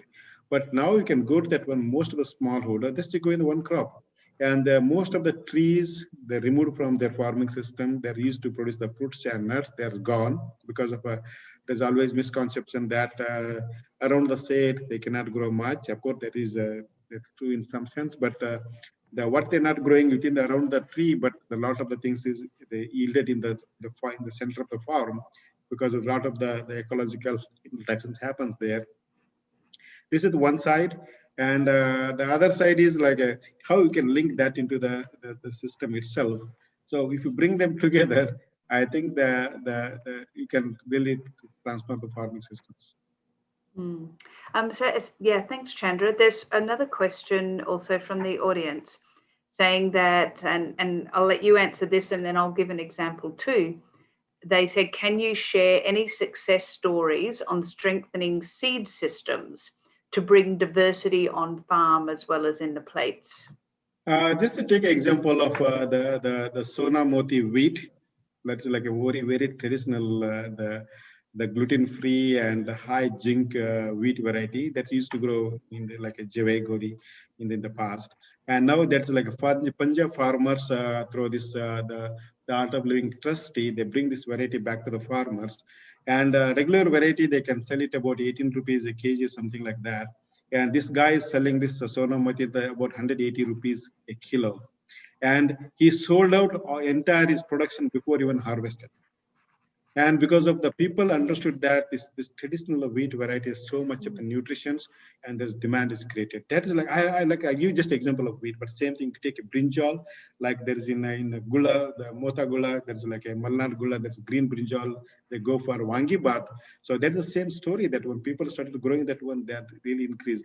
Like take this small example, ashwagandha, for example, this is in the COVID time. That is, and the herbs they use for the immunity booster, like that. There's hundreds of the farmers doing, whether take medicinal plants, aromatic plants, and the traditional wheat varieties. Now it go to Tamil Nadu, I see a lot of example of the black rice. They're taking coming to the mainstreams as well. Same with the ragi and the millets, and they're like people, they're connecting the farmers. Now the small companies, they're processing the millets, they're contacting the farmers. Hey, I need about 10 tons in your village. can you produce this one? Like in my village, that guy contacting to the few farmers, okay, you go with the millets, I'll guaranteed market will buy it. He'll buy it and take commission, give to the processing, like a millet processors. Then they directly sell it to that one. Like my friend started the same one. He started producing he's being the doctor, but he left that one and started, took into millet business. He started millets. Like that, hundreds of the stories, but it still is a very minuscule. That's why you cannot notice them. But if you bring it to like a 1.5 billion people, like just an example of India, and so much of diversity is increasing. And recent example, like from West Bengal, our vegetable the export, it is increased 23 times much higher than this year as compared to the last year itself. That shows that the traditional vegetable gaining the importance in the international market. And even the people that try to grow the same vegetable somewhere else, you cannot get the same taste, the flavor, right? So this is where the gaining the importance coming. Slowly they're taking the gain, like other like a farm to phone upstack, the Giovanni and Farm Phone and the Farmers Harvest Network by the couple of my friends they started. They're linking directly from the farmers to the consumers.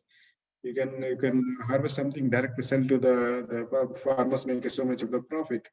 And the consumers also getting the not organic produce. Always people think that it's too expensive. It's because of this trade within the mediators. But the farmer sells to the direct consumer, it's become even more cheaper. So like that, there is several like success stories I can name for any crops. Great, thanks. Actually, I'll add a couple of examples there from ICRISAT too. So Of course, yeah. this is one of my favorite examples where in eastern Kenya, it was a traditional sorghum and millet growing area because it was a drier, semi-arid area, and that crop was most suitable for that agroecology. And then during difficult economic times, the government gave maize as a free food aid. People got used to eating maize, so they started growing it, but it wasn't the right crop for those drier areas. So the farmers would have their crop survive 1 in 4 years. So 3 and 4 years, they did not have a crop, which is meant no income and probably no food. And that's pretty dramatic, 3 and 4 years without a crop. And yet they kept planting it. So when you ask them why, because it doesn't seem to make sense, it was because someone would come to the farm gate and sell the seed. Someone would come to the farm gate and buy the grain. They know they could sell the grain. They know pretty much what price they would receive. Now, we were trying to get them to go back to sorghum and millet, which is much more suitable for the agroecology, but it wasn't a case of just helping them grow the millets and the sorghum. It was a case of developing the seed system, having that available and the quality seeds. It was then helping develop the markets for it as well, building agribusinesses. It was about showing them that you can cook the same food, the same ugali, and it doesn't matter if you use maize or sorghum, or better still, a combination of it. So we had to develop that whole value chain, starting with that seed system, to make anything effective. And another example of a seed system impacting diversity is Malawi, and this has been done in India and other countries too. But what's become popular is having a revolving seed system. So training and working with farmer groups to grow seed quality for the grain.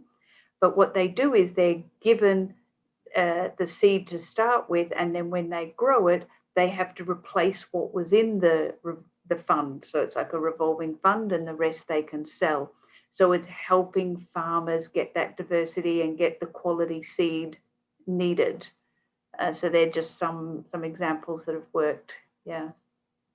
Okay. Oh, I'm sure. I'm sure the ICRISAT is doing the fantastic in terms of the bringing back the forgotten food systems. And hats up to you for the initiating the smart food. This is need of the hour. And I really like the definition of the smart food. It's a smart for everyone, smart for the people, smart for the planet. I think this is the way to go. I think there's no other options left with us. We have to go in that way. So, right. Thank you very much. Good. All right. So thanks, Chandra. We'll start to close off here. Any of your final comments that you want to make, and before we leave? I think so.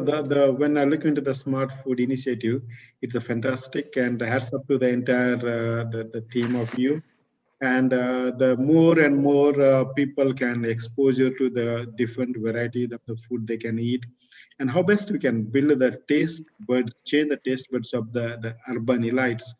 Not only those are the few the dominant crop system they're eating, like a mostly it's like a wheat, corn, and rice and soybean, like a four dominant crops nearly makes 80% of the food supply. And how best to let them know that there is so much of the variety of the food they can eat. That's one thing. And how where they can find it, how the value chain can able to reach. I'm glad to see in Berlin, if I see the bajra in the superstore, I think that's the change we can see. Okay, wonderful. Thanks, Chandra. Really interesting listening to you. I see Parkabi's come online, so I think she's chasing us up. Yeah, thank you, Parkabi, for all the help there. Yeah, thank you so much, Chandra. Okay, Sure. Parkabi, you're just going to say when the next session will start. Okay, over to you, Parkabi. And thank you, Joanna, for moderating. I thank both our session 1 and session 2 speakers, as well as the moderator, for their valuable insights. And this will conclude our morning session, and we'll resume the session 3 and session 4, which is food trends in Africa and global food trends at 2 p.m. East African time and 4:30 p.m. Indian Standard Time. So thank you so much, and we'll see you back shortly. Thank you so much. Have a good day. Thanks, Chandra. Thanks, Parkabi. Bye.